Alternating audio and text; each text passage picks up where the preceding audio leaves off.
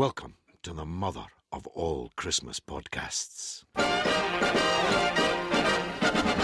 Cat, the most effectual Top Cat, whose intellectual close friends get to call him TC, providing it's with dignity. Top Cat, the indisputable leader of the gang.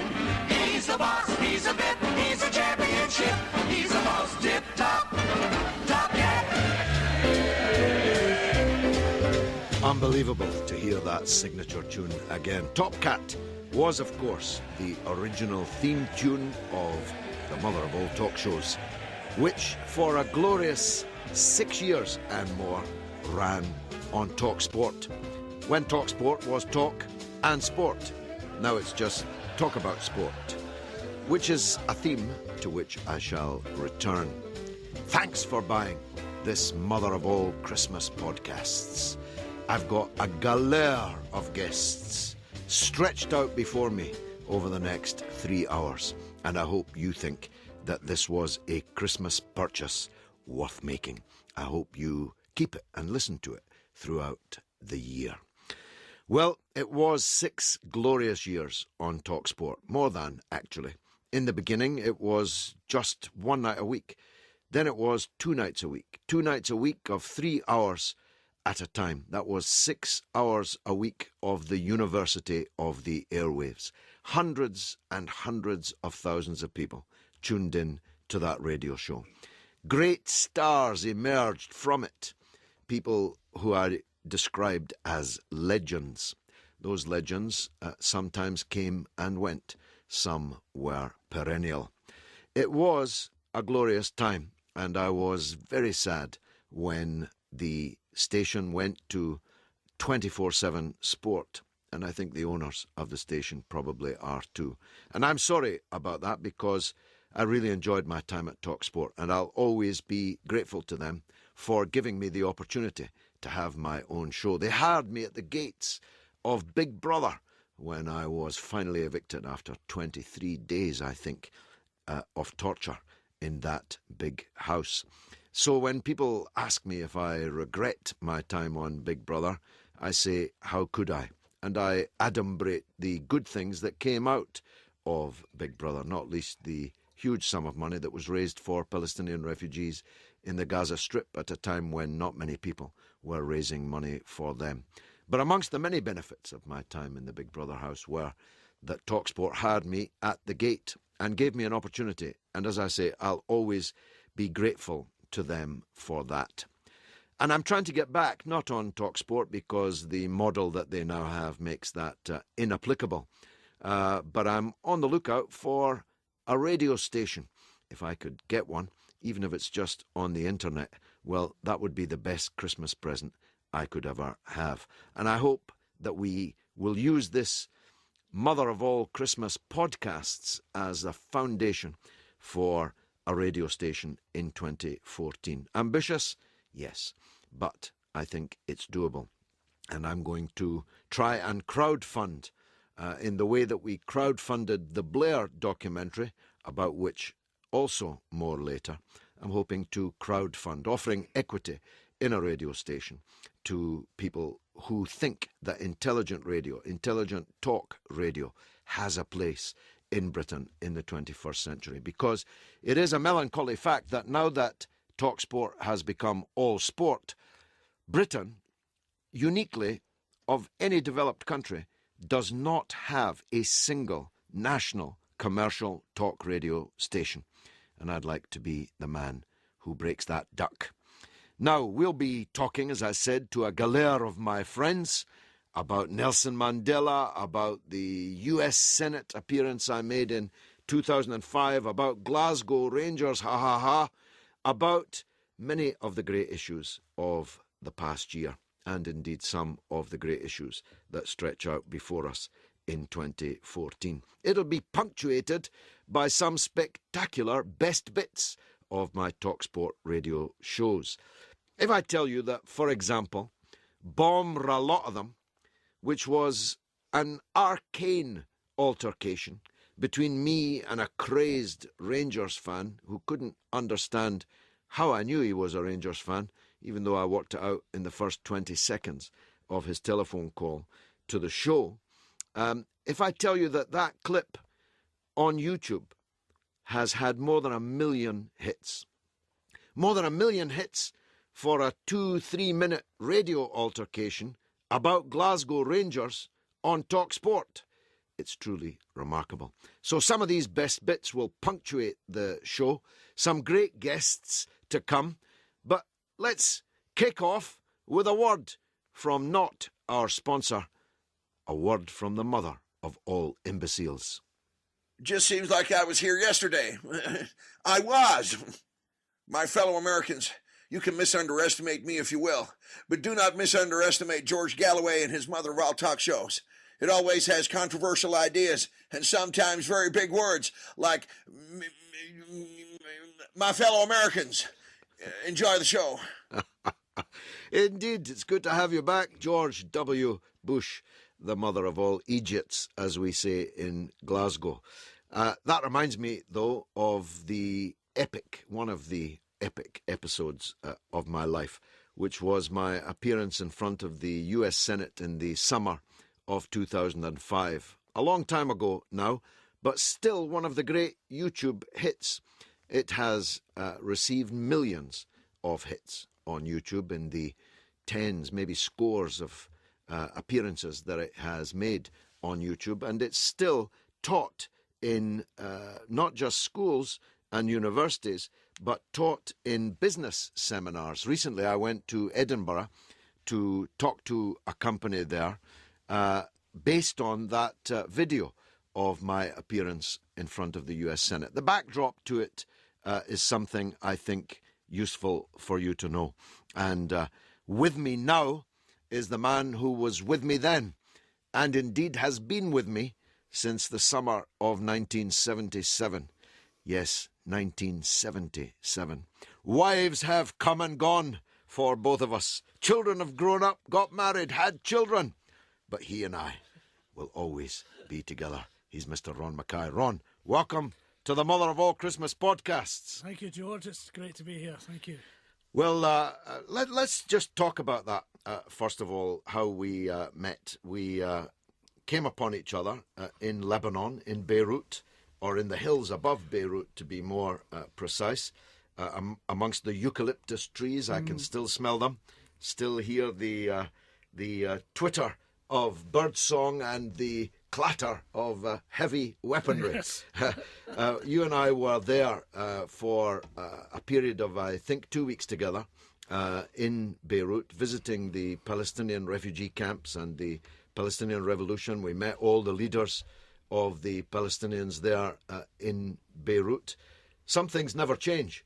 One of them is the friendship that we made there. The other is the bloodshed in Beirut. I've just come back, actually, from Beirut this week. And whilst we were there, in fact, whilst we were at a big and very impressive function for the Algerian revolutionary, Jamila, the famous Algerian woman who had been tortured and became an icon of the Algerian Revolution. Whilst we were in the theatre at that event, one of the top leaders of Hezbollah was assassinated outside his house in the suburbs of Beirut.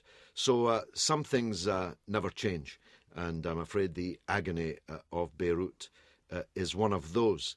But you came to be with me in the summer of 2005 in front of the US Senate in that great committee room where the McCarthyite witch hunt hearings had been. Just tell us what you recall of the lead up to that event, if you would. Yes, George. I remember having a very uncomfortable night sleeping on the floor just before we went off.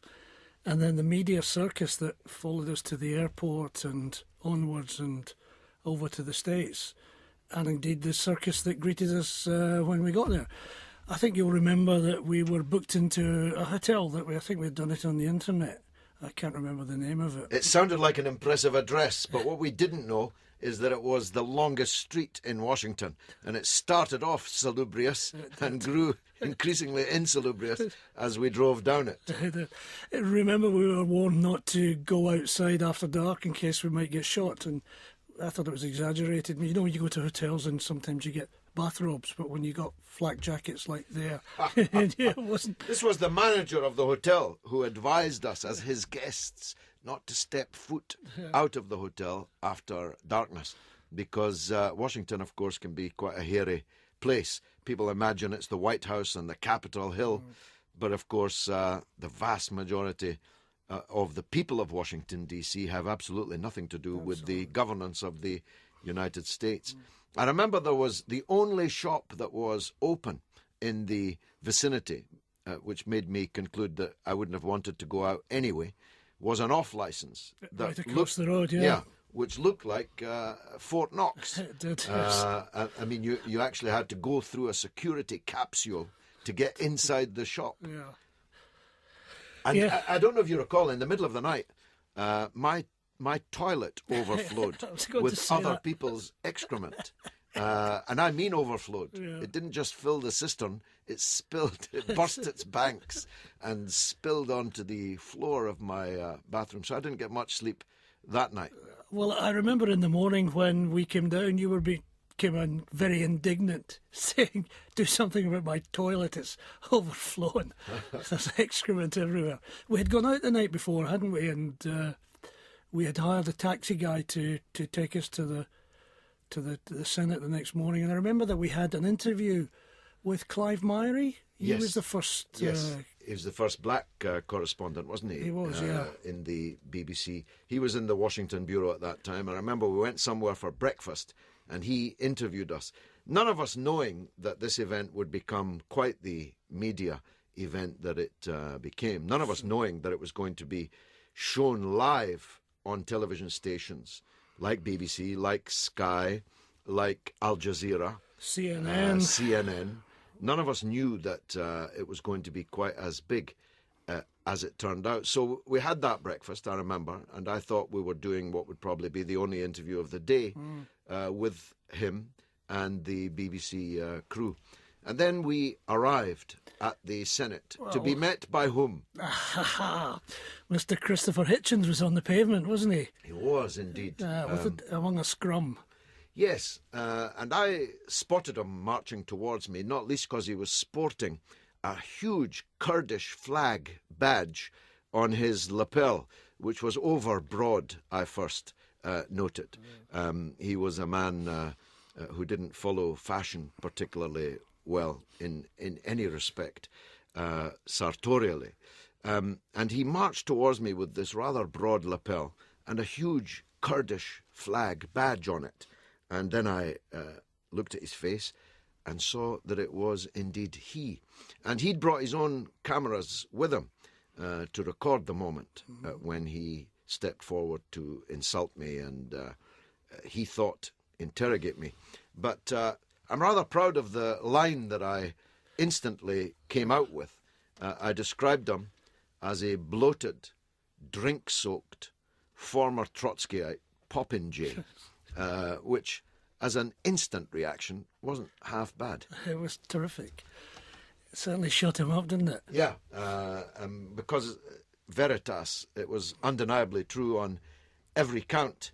But he dogged our steps as we went into the Senate. And when we got in there, I remember it was quite daunting. The battery of cameras that were there, the majesty of the building, the knowledge that some terrible things had happened in that very room. As someone who studied the McCarthyite witch hunt period in the United States, not academically studied, but in an amateur way, being very familiar with the McCarthy method, I began to psych myself into a position of the defendants, if you like, who were under accusations in that very room from McCarthy. And thus my very first line was, "Senator, I am not now, nor have I ever been, an oil trader, and neither has anyone on my behalf. And this was, of course, an echo of the stock response of those being witch hunted by McCarthy, which was, I am not now, nor have I ever been a communist. Do you remember beforehand when we were waiting for you to go on, and the batteries of cameras everywhere and people milling around, and you whispered to me, "Do you know where the toilet is?"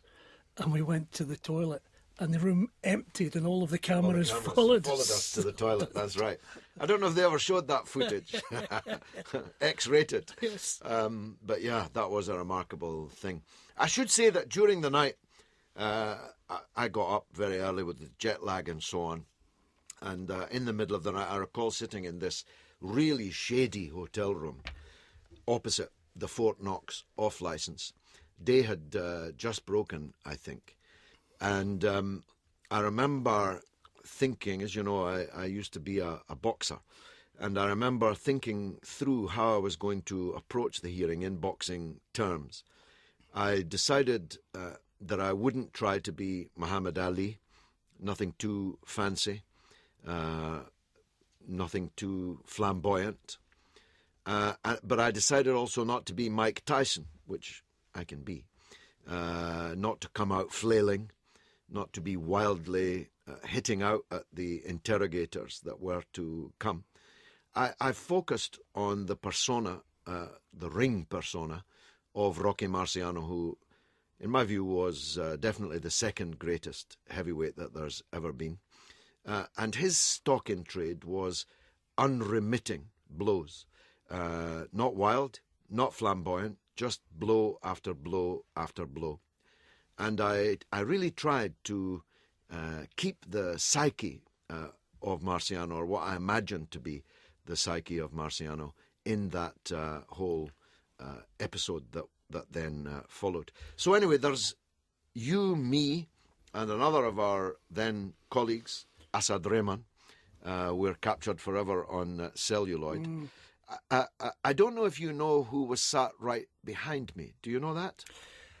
You've told me this lately, which is quite incredible. It's quite startling. Sat right behind me, and therefore in full view of the cameras throughout, is Mark Regev, nowadays the ubiquitous apologist for Israeli war crimes, broadcasting from Tel Aviv, a South African Israeli, without a single trace either in his name, his face, or anything about his culture of the Middle East, but the voice of Israel whenever there's a war. But in those days, he was a media counselor at the Israeli embassy in Washington, and he'd clearly been sent along to witness what he hoped would be my political demise. But it didn't quite turn out that way. But he's there, captured in the video throughout. He sat impassively, I may say, throughout. So he's definitely a proper professional. But that is indeed who he was. There's also a woman sat behind me, an American Jewish woman who had emigrated back to the United States with her Glasgow husband. And her facial characteristics during the whole hearing are really remarkable. And they featured, I think, on Have I Got News for You. They show her, she was very supportive, but they show her apparently in paroxysms of delight, if I can put it politely in that way, at how the session unfolded. Continuing the boxing metaphor, and you'll recall this very well, because we were up close and personal with ex-Senator Norman Coleman throughout the event. When you're a boxer, you know from the other fellow's eyes when he no longer wants to be there. In boxing, of course, your trainer can throw in the white towel, and that's the end of the bout. But when all the major television networks are filming it live, there's no possibility of throwing in the towel. And so ex-Senator Norman Coleman had to sit there. Tell us a bit about him. Well, he's one of these turncoats, wasn't he? He was a Democrat who became a Republican. He was an anti-war Democrat, an anti-Vietnam War, long-haired, cannabis-smoking Democrat. There are certain analogies one could draw with some British politicians, I think, in that. Indeed, yes. But he became a neocon. He did. Got himself elected until he was replaced by another comedian, wasn't he? Yeah. What's that comedian's name again? I can't remember. No. We'll get some of our brain boxes. Al Franken? Al Franken. Al Franken, that's right. yeah. Very humorous writer. He's now the senator although I haven't heard a word about him since he was elected. But I did actually go to Minnesota and campaign for him. Yeah. I campaigned for him and was able to witness the defenestration of the aforementioned Norman Coleman. Maybe we'll come back to that. But on the day, he started that day as a presidential hopeful. Absolutely, and it didn't last more than 2 or 3 minutes after you got throwing the verbal punches. I mean, I think we can hear some of the Senate. I think we can, yeah. Let's go to that. Yeah. If the world had listened to me and the anti-war movement in Britain, we would not be in the disaster that we're in today. Senator, this is the mother of all smokescreens. You are trying to divert attention from the crimes that you supported, from the theft of billions of dollars of Iraq's wealth. Have a look at the real oil for food scandal. Have a look at the 14 months you were in charge of Baghdad, the first 14 months, when $8.8 billion of Iraq's wealth went missing on your watch. Have a look at Halliburton and the other American corporations that stole not only Iraq's money, but the money of the American taxpayer. Have a look at the oil that you didn't even meter, that you were shipping out of the country and selling, the proceeds of which went who knows where. Have a look at the $800 million you gave to American military commanders to hand out around the country without even counting it or weighing it. Have a look at the real scandal breaking in the newspapers today, revealed in the earlier testimony in this committee, that the biggest sanctions busters were not me or Russian politicians or French politicians. The real sanctions busters were your own companies with the connivance of your own government. There wasn't really a way back from all of that, if I say so myself. I did all this without notes, as you very well know.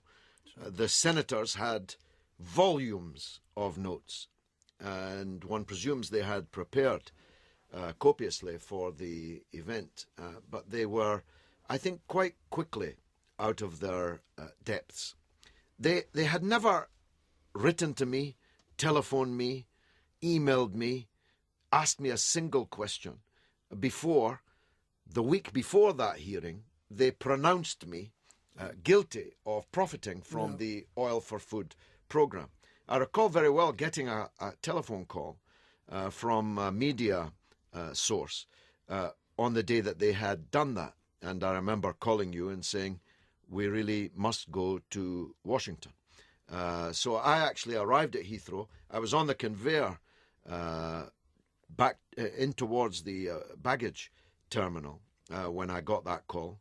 And I more or less just stopped to collect my toothbrush, and we were on the plane to Washington because I insisted on being heard.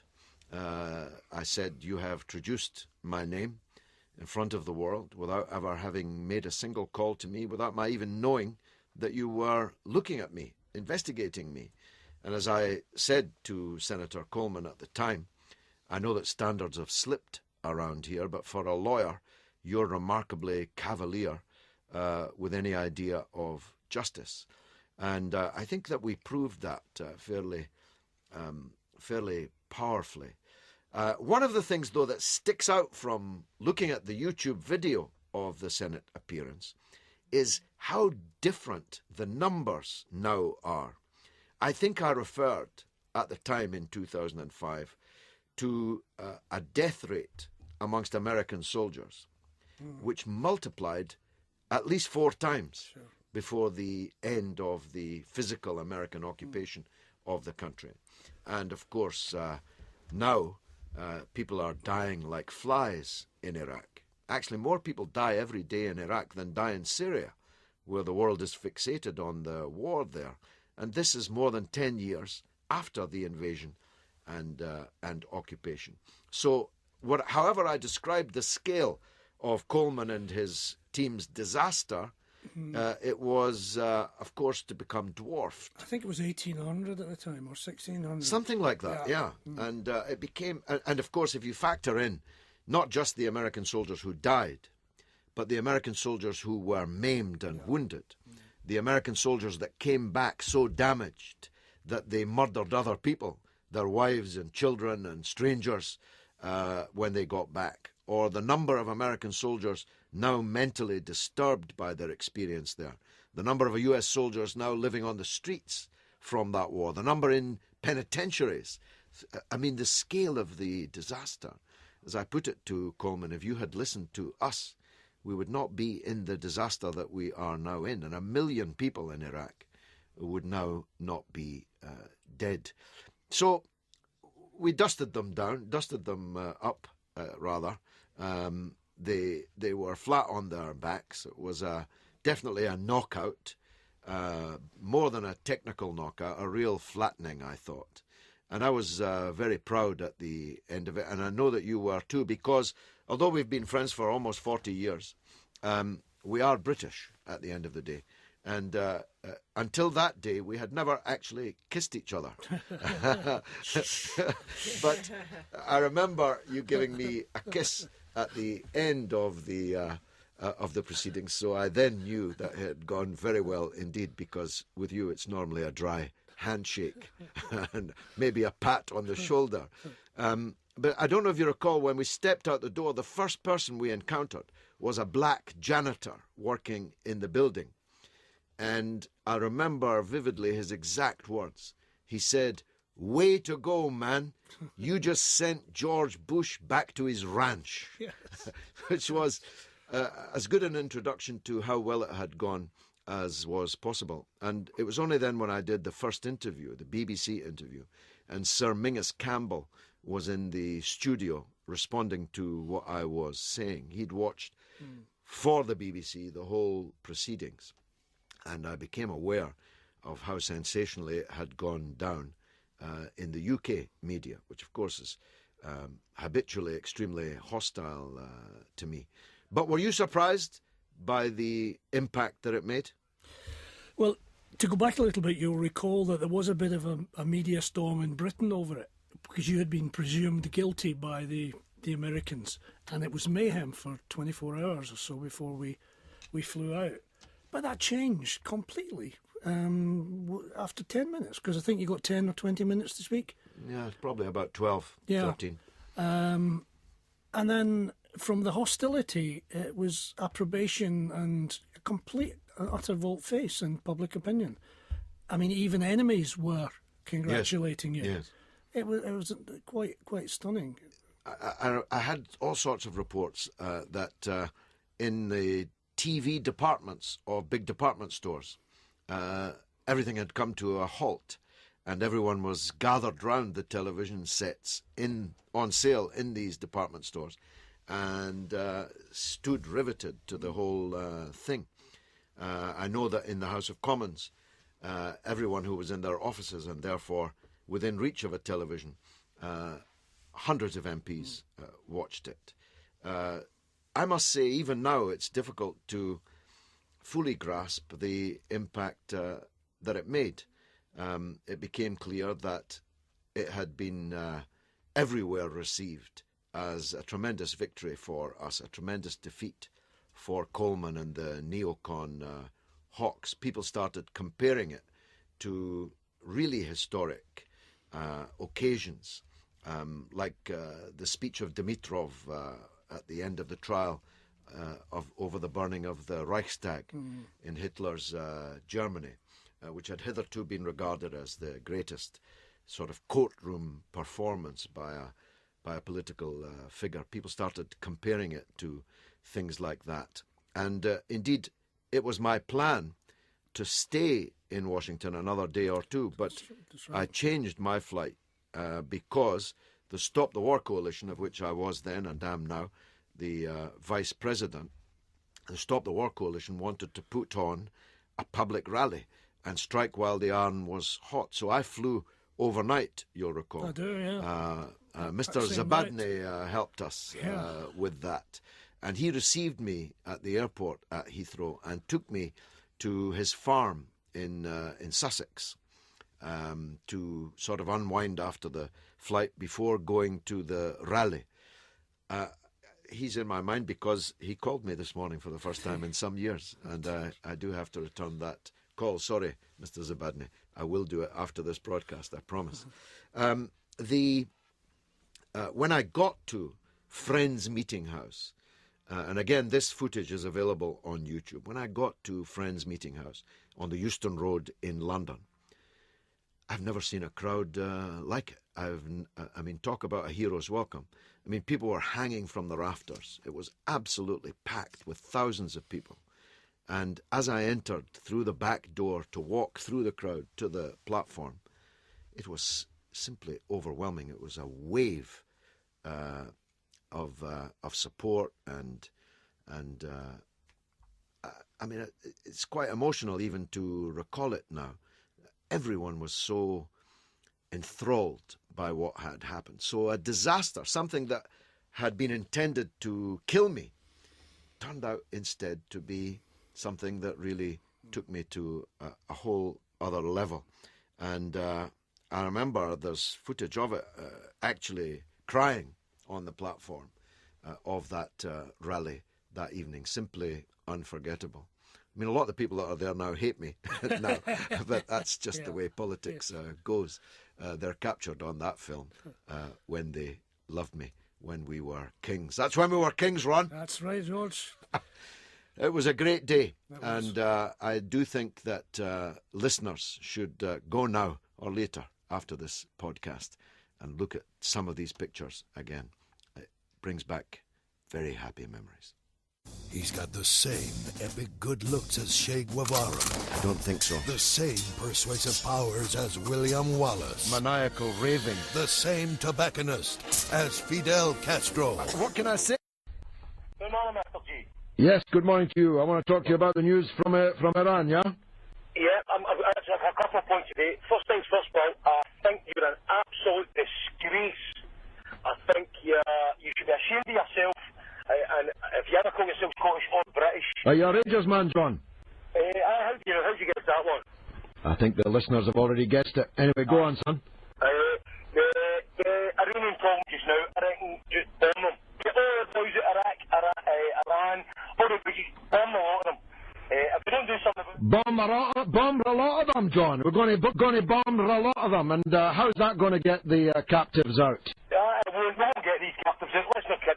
So you want to sacrifice the 15 people. You want their throats to be cut, yeah? You want them hanging from a gallows so you can satisfy your perverse lust for bombing a lot of them, yeah? Well, you're one Mr. Blaine to apologise. Why don't you go over there and apologise? Maybe they'll stick you on the television. Maybe they'll cut your throat, pal. Listen, you moron.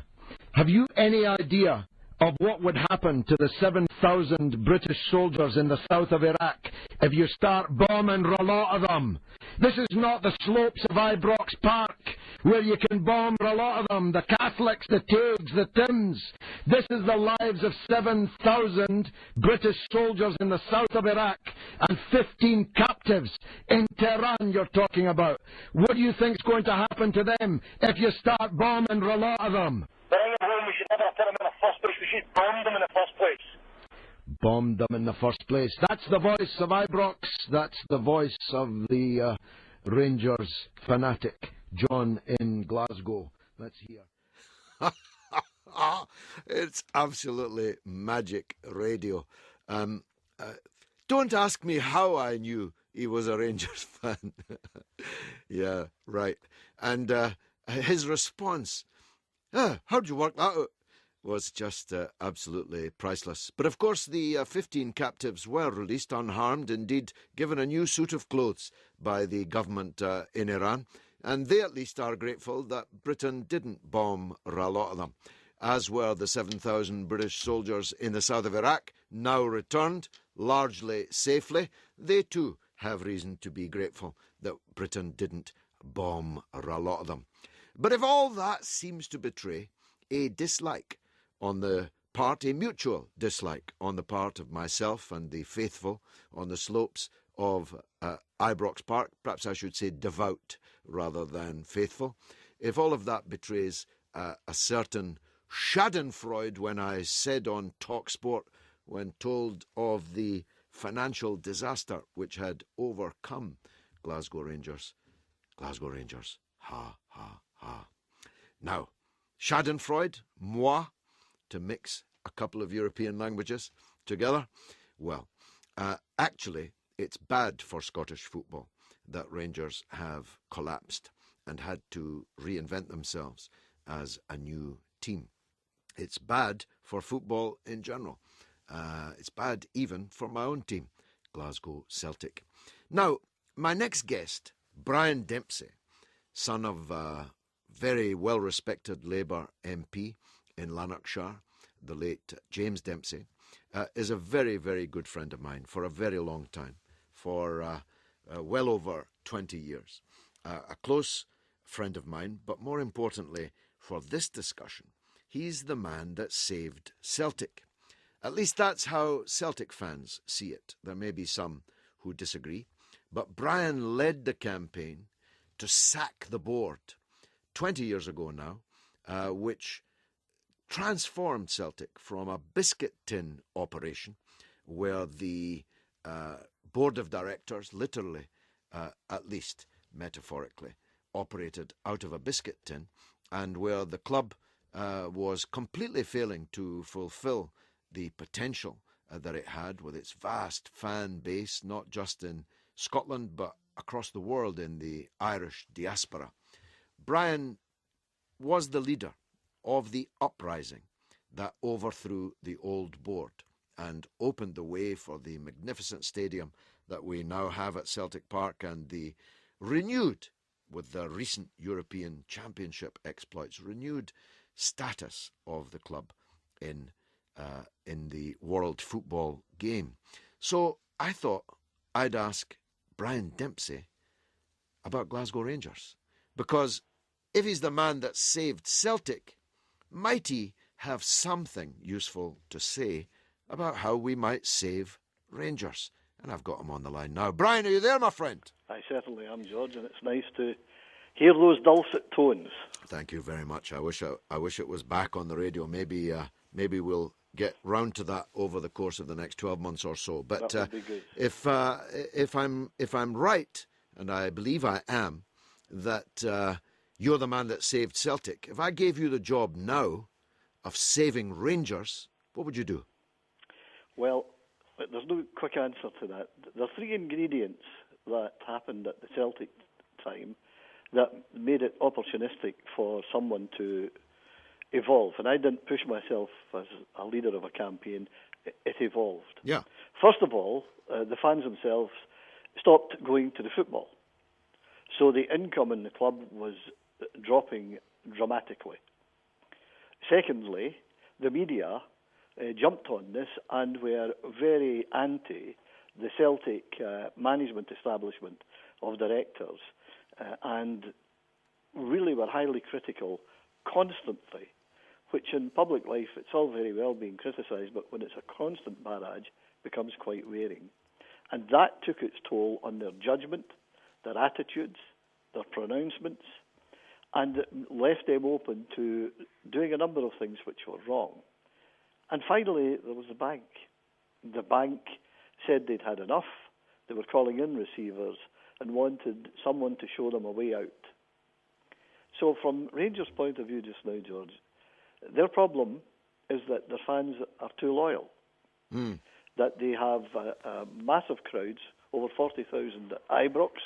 And are they filling these minor league grounds with their away travelling support? No, they don't fill them, but they take a fair crowd with them. But that's really becoming something very apparent in Scottish football. Even Celtic doesn't take massive away crowds.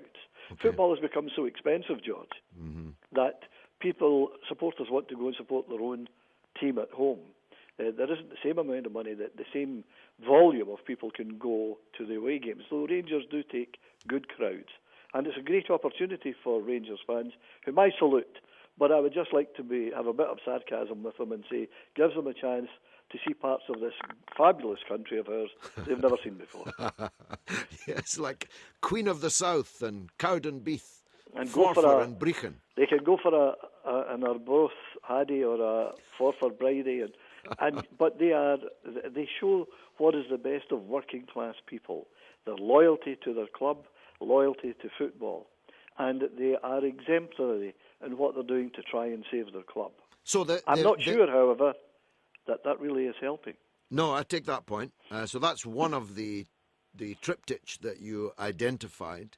That's something they have that the Celtic crowd, in that sense, didn't have. I mean, I recall, I may have told you the story before, but I talked the Palestinian ambassador and the Egyptian ambassador into the director's box at Celtic Park at the height of your campaign, the rebel campaign of which you were the leader. You didn't appoint yourself. The public pushed you into that position.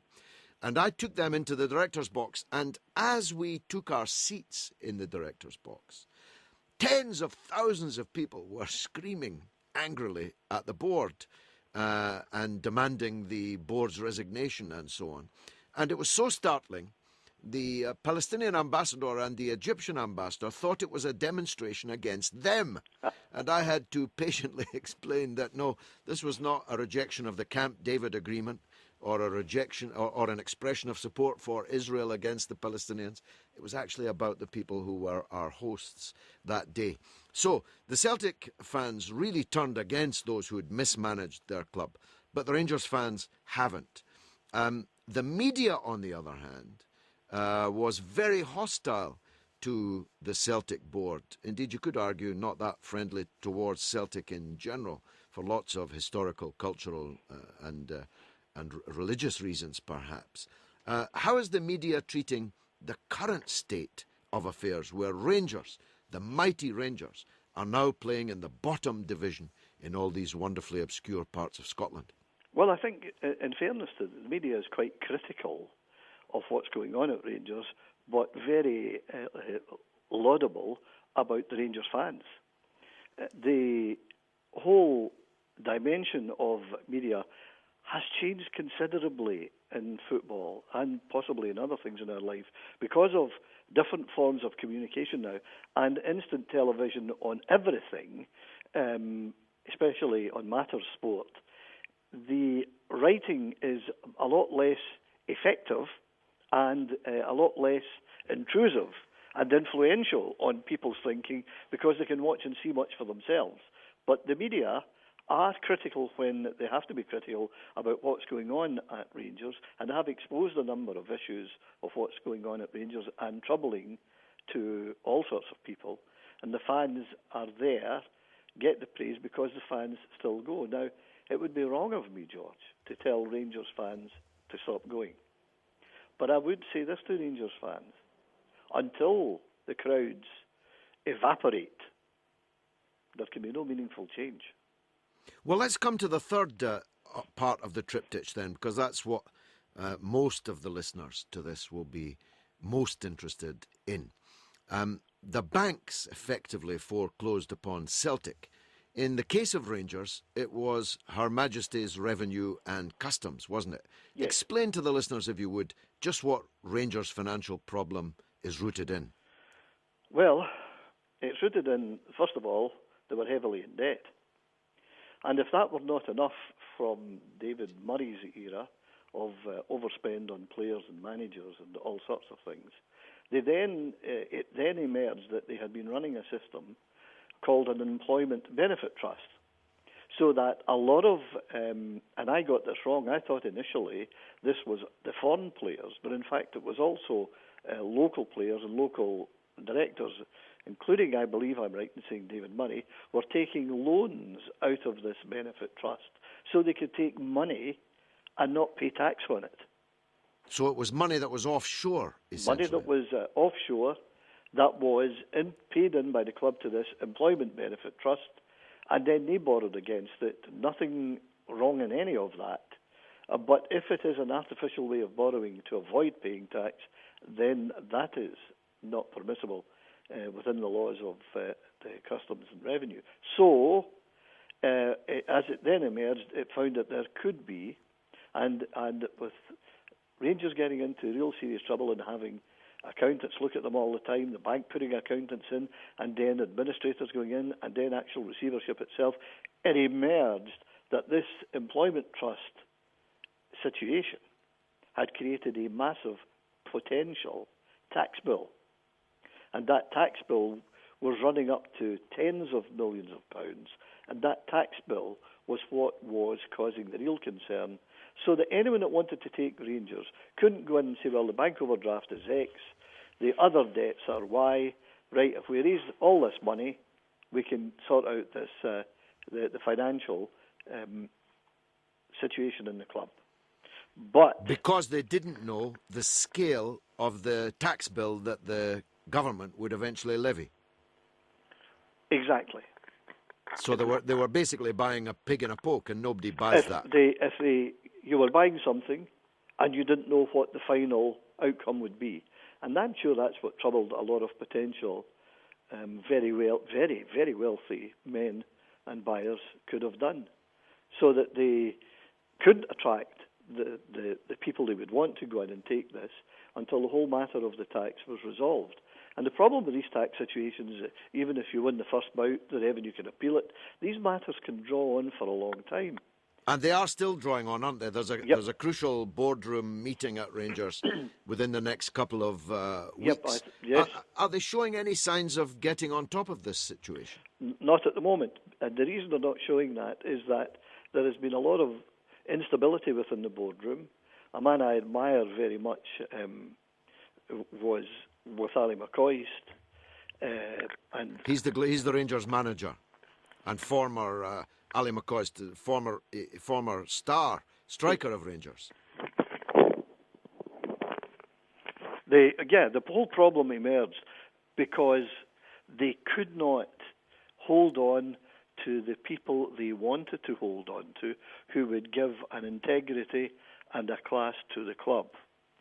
And therefore, chairmen were coming in and out, directors were coming in and out. When you have that instability, it's not good for a club, because I do believe that any institution or any company is led from the top. Mm-hmm. And in being led from the top, if that leadership is not good, then I believe that is contagious going down the line to your senior, middle and lower management. So they have not been able to create a stability in there with good people, able to sit down and start sorting things out and face whatever might come. They've lost the ability of that, hence they have these boardroom struggles, and these boardroom struggles create all the problems in the world. And now we have a situation where the famous Glasgow Rangers no longer exist, and we have a new club. Although they tried to present themselves as the continuation of Rangers, they are in fact a new entity. The players are doing what's asked of them. I mean, they're beating more or less everyone that comes in front of them, and that's all they can do. And they're going to move up the leagues. Presumably within, 3 years, they're going to be back in the top league. Can Rangers solve their financial problems by then, do you think? Just about could make it with the right leadership, the right management, and the right openness and honesty, trying to identify the real problem, see what it really is, and sort out how they resolve it. I always felt when Walter Smith came back as chairman, they had a man of unimpeachable integrity. Indeed, yes. Who would have led them through, and if he didn't stay long because he said he couldn't accept what was going on. If you could get to the bottom of it and say truthfully, here's where we're at, somebody like Walter Smith could attract immensely wealthy men who may very well put tens of millions of pounds in to clear the mess up and give Rangers a chance to go forward. At the moment, they coast as they coast back up to the Premier Division, George. But when they get there, it will be a different ballgame. I'm not sure the quality, calibre of player is good enough just now to deal with that, but we will have to wait and see. Well, you've got the gig, Brian. I'm handing you the keys. you've got to be the man that saved Glasgow Rangers. Thanks very much for joining us, Brian, Great to on the talk to you. mother of all Christmas podcasts. Thank you. Take care. Thank you. George Galloway, he'll take the heat, but he won't take the rap. It's like a jungle sometimes. It makes me wonder how I keep from going under. Don't push me, 'cause I took the pledge. I'm the fresh MP who won't lose his edge. From the back streets of Dundee to the benches of West Mizzle, I'm the Def Jam politician to set your thermostat to sizzle. Don't mess with Georgie G. I don't care for your conjecture. I'll never be PM, but I'm the Bethnal and Bowl selector. Bowl selector. Fantastic to hear those jingles again, I must say. Now, on this day of the recording, was announced the demise of one of the greatest men of the 20th, 21st or any century. The great revolutionary freedom fighter, leader of the African National Congress, and the man who spent 27 years in the dungeons of apartheid, who emerged to become a totally iconic figure across the whole world. It's said that his image is second only to that of Coca-Cola in recognizability around the globe. He was said today by President Jacob Zuma of South Africa to be a great son of Africa, and there can be absolutely no doubt about that. I have myself a very long history with the African National Congress, and no doubt some of that will emerge in the course of the interview I'm now about to conduct, because we are very lucky to be able to welcome Esther Stanford Kosai, who is an African radio presenter of note, a very bright woman with a great perspective on African events. So I don't want just to talk about South Africa, Esther, but it would be wrong not to begin with your reflections on the demise over the last few hours of the great leader Nelson Mandela. Welcome to the show, and please, thank you very much. Do tell us your reflections, please, on the death of Mandela. Yes, this passing of Mandela is something that many people have been, if you like, sensitized to might happen over the last few months, and there's been various false starts, and now it's happened. Obviously, it's very tragic, and there's a lot of sadness, and of course we offer condolences to the Mandela family and to all those South Africans who are remembering and honouring the legacy of Mandela. However, my reflections are mixed, because yes, he was a great man. He is still a great man in terms of his moral courage and fortitude and what he went through as a result of being involved with the liberation struggle in South Africa. However, as with any great leader, we don't just look at what they did well, we also look at some of the consequences even of their own actions. And so there are two sides to this story. It's also looking about how best do we honour this man, and it must be to recognise that the freedom struggle in South Africa continues. And so that's really where my thoughts are at today. How do we ensure that we don't just look at South Africa as being a success model, because some of the media reports are looking at this. Well, this was the man who averted a bloodbath. This was the man who prevented civil war in South Africa. But I'm reflecting very much on what have been the costs to Africans in South Africa as a result of the respect and the leadership that was shown at a very difficult time. And also, what were some of the leadership decisions that Nelson Mandela had to make that even today we look back on and say, well, could a different path have been taken? So those are some of my initial, I think, and brief reflections. Well, I would like to explore those with you. But first I want your reaction, please, to the popping up before the cameras with all sorts of apparently sincere condolences and panegyric tributes to the late Nelson Mandela from some extraordinary folks. Included in those is David Cameron, the British Prime Minister. I'm cursed with the memory of an elephant, and so I remember these moments very well.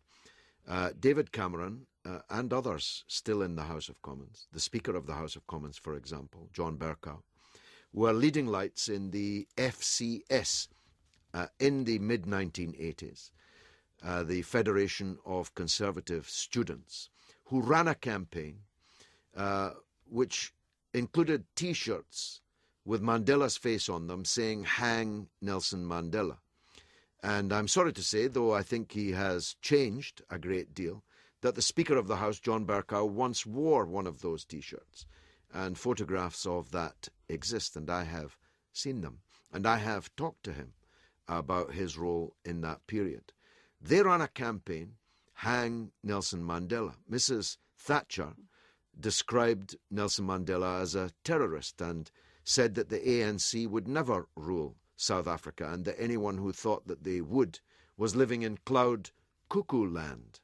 And I remember very well when Madiba came to Parliament, Mrs. Thatcher was sat in the front row, and I remembered well seeing her lips move in previous years and those words tumbling from her mouth. Now David Cameron is filled with praise for Mandela, and that's because of two things. First of all, on the positive, that Mandela became just too big, too great for anyone to criticize. But secondly, and this relates to the points you've just been making, because Mandela made certain decisions as the leader of the ANC and the putative president and then first president of the liberated country, which set the minds at rest of the powerful and rich in the West and amongst white minority people in South Africa. So first of all, your thoughts when you see these hypocrites? Well, I think that's the appropriate word to use. It is hypocritical. And we should have a very good memory about this, because otherwise we'll be hoodwinked. And clearly some of us are not being hoodwinked. And it does not surprise me, the statements that are now coming from the Prime Minister of this country. It does shock me, however, that he would think that he could make those statements and that people wouldn't remember his own role. And it just goes to show the lack of morality, I would say, of some of the so-called leaders of this country. And if we were to follow the trajectory of where they were at and how they were thinking in terms of somebody who is now celebrated worldwide as being one of the greatest men on this planet, but yet they could consider this person to be a terrorist and to be somebody who was deserving of hanging, and also a public calling for that. I think that does say something about the people who are leading this government. And it also says something about how we cannot trust them. We really cannot trust them. And if we don't remember what they've done in the past, then I'm afraid that the past might be repeated. What a wonderful answer, I must say. Now let's turn to the uncomfortable mistakes that Mandela made. And let me, by way of a health warning, if you like, make this point. I was effectively one of the cadre of the ANC. In the 1980s, I entered the country and worked underground in the country. I'm one of the very few people on the left in Britain who travelled the length and breadth of apartheid South Africa. And I did so under the orders of the ANC. And we don't have time to go through all of my experiences in that period. But they included attempting actually to see Mandela in Paulsmoor Hospital, where he was at that time when I was in Cape Town, being chased by the apartheid police, being cornered in Guguletu Township, being beaten and bloodied by a police brute in the police station in Guguletu, being apologized to in the traditional African way by that policeman many years later after the liberation, and accepting his apology under the Truth and Reconciliation process. So I'm in no circumstances an enemy of the ANC, and certainly not of its leader, who's just passed away. But one of the reasons why Western politicians and rich white people in South Africa are able to be so fulsome in their praise of Mandela this morning upon his demise is that he made certain judgment calls which I believe were wrong, and which have led to the situation that South Africa is free of apartheid, but it's not free of the grotesque maldistribution of the country's resources. The majority of African people in South Africa still live lives of very great difficulty, and many of them live lives of absolute misery, immiseration, in shanty towns, in shacks. Once upon a time, places like Guguletu were thought of as hell on earth. Now lucky people live in Guguletu. Lucky people live in Soweto. The unlucky live on the beach, under a cardboard roof, or behind corrugated walls with earthen floors, with no toilets, no water, no public health. And we saw the situation where miners were gunned down by the South African police force. And one of the reasons for that is that these mines remained in private hands, in the hands of the bloodsuckers who always owned them. And Mandela's decisions left those great national resources in the hands of these people. And we saw, I remember my wife and I, who's with me now, watched on television, utterly paralyzed with shock at the sight of South African policemen in liberated South Africa tying a Mozambican man to the back of their vehicle and dragging him to his death, all captured on video. So South Africa didn't change enough. The ANC changed much, but they didn't change enough. And that's because Nelson Mandela was by the time he emerged from Paulsmoor prison, untouchable. He was so supreme, the leader, that frankly he didn't brook much discussion around the leadership table by then. Am I being unfair? No, you're not being unfair. And unfortunately at this time, it's difficult to speak some of these truths because there is so much emotion, I think, that sort of accompanies how people feel about Mandela on all sides.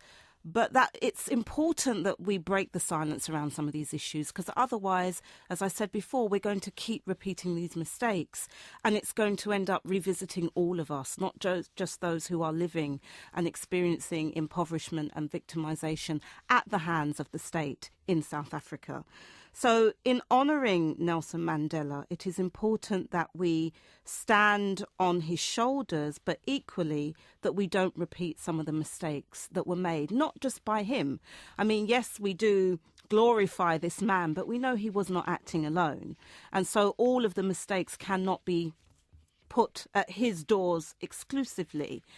It was a whole regime, and I feel for those of us who were not part of that context, we also have to try and understand how difficult it would have been, and also how some of those decisions that came to be made. But as an African person, I also feel this is where we have to speak supreme truth and wisdom to ourselves, and not get caught up in false glorification and this notion that we achieved an apartheid-free South Africa.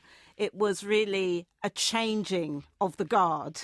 And when the ANC came into power, I think there was a statement that somebody made saying that we may be in government, but that does not mean that we're in power. And so, yes, when you leave the institution of state as it was and you just simply change the guard and put black faces there, then we can understand why now we're having the situation that we've been having, especially with the gunning down of miners, the most oppressed and poorest of the poor in South Africa under an ANC-led government. So, yes, we have to be extremely honest, but with a view to not just critiquing, with a view to looking at where do we go from here.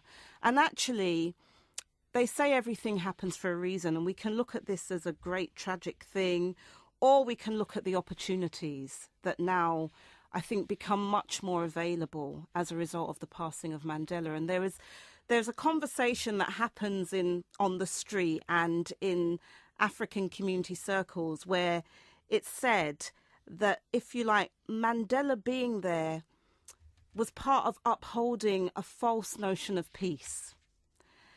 Because people had so much respect for him, and it was because of his stature, who he was. So even though there was, the most marginalised would always have critiqued and stood up and said, well, hang on a minute, Madiba, hang on, we must look at the legacies of apartheid for us. There was so much pressure, but now that he has transitioned, it will probably allow for many more of those voices, which I believe have been marginalised and silenced, to be heard. Well, let me tell you some of the things that I know, because I was there, because I was involved. Mandela's majesty, his giganticness, his giantness, was established from a very early time. After the Rivonia trial, and the life sentences that were imposed, the comrades in the ANC were separated, the white behind the wall and the black behind on the other side of that wall. Let me give you an example. And Mandela himself told me this story, and I can supplement it with a word from one of the white prisoners. Mandela took a decision immediately that the sentence began that all the cadre had to stop smoking. This was a bitter blow to many of them because they all smoked. And Mandela told me the story himself. He said, if we are smoking, then we'll be prisoners twice. We'll be prisoners behind the bars and we'll be prisoners of the tobacco. And the jailers will control us by our access to tobacco. So he issued an order that the entire leadership and cadre inside Robben Island had to stop smoking. Now here I crossed the wall. On the other side of the wall was one white prisoner, Dennis Goldberg, who also served 27 years in Robben Island and in Pollsmoor, but never saw Mandela or the others, never once set eyes on them for 27 years. But if nobody had told Dennis that Mandela had given an order that everyone had to stop smoking, he would have smoked for the next 27 years and probably would be dead now. But a jailer told him, when he found him smoking, you obviously haven't heard that Mandela has ordered everybody has to stop smoking. So Dennis stopped smoking, even though Mandela would never have known that he was smoking, unless he saw the wisps of smoke above the wall. That's the majesty and the greatness of Mandela's leadership, the absolutely unquestioning observance of his decisions that were present then in the early 1960s at the beginning of the sentence. And that never changed, except in this regard. By the time of the release, Mandela's worldwide stature had become, well, something almost superhuman. So when he came out, and key decisions had to be made, here's the thinking that was employed. Mandela wanted to avoid white flight. He wanted to avoid liberation leading to the mass exodus of white capital and white professionals and business people and the rest. So he made the concession that they could keep their wealth. They could keep their industries, their businesses. In that sense, therefore, apartheid continued. You couldn't be told to move from District 6 because your hair was too curly. You couldn't be told you couldn't buy a house in that street because you weren't white. But you couldn't buy it anyway because you had no money. And this is, now that you look back on it, although I said it at the time, although only privately, because I didn't want to be disloyal. When you look back on it, this was a disastrous decision. What do you think? Absolutely, absolutely.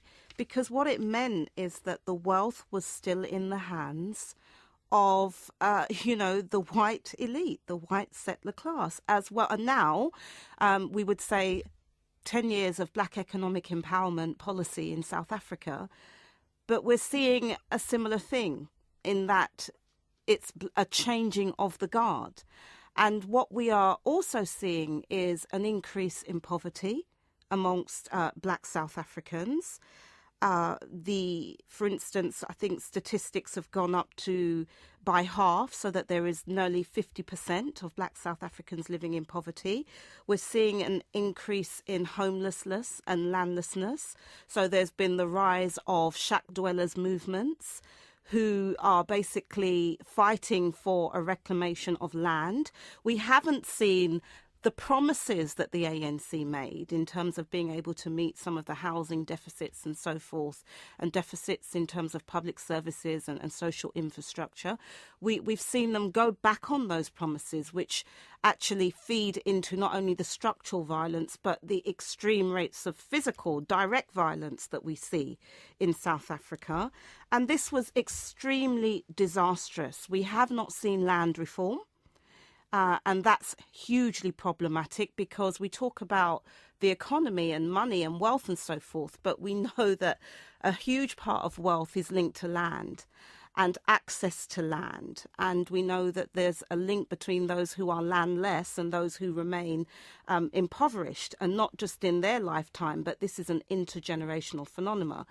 And so ultimately, this notion of freedom that Nelson Mandela and others were part of ushering in, it was a particular type of freedom that, in my view, was a freedom that was constructed by our historical oppressors. It wasn't a freedom that came out of our own thinking.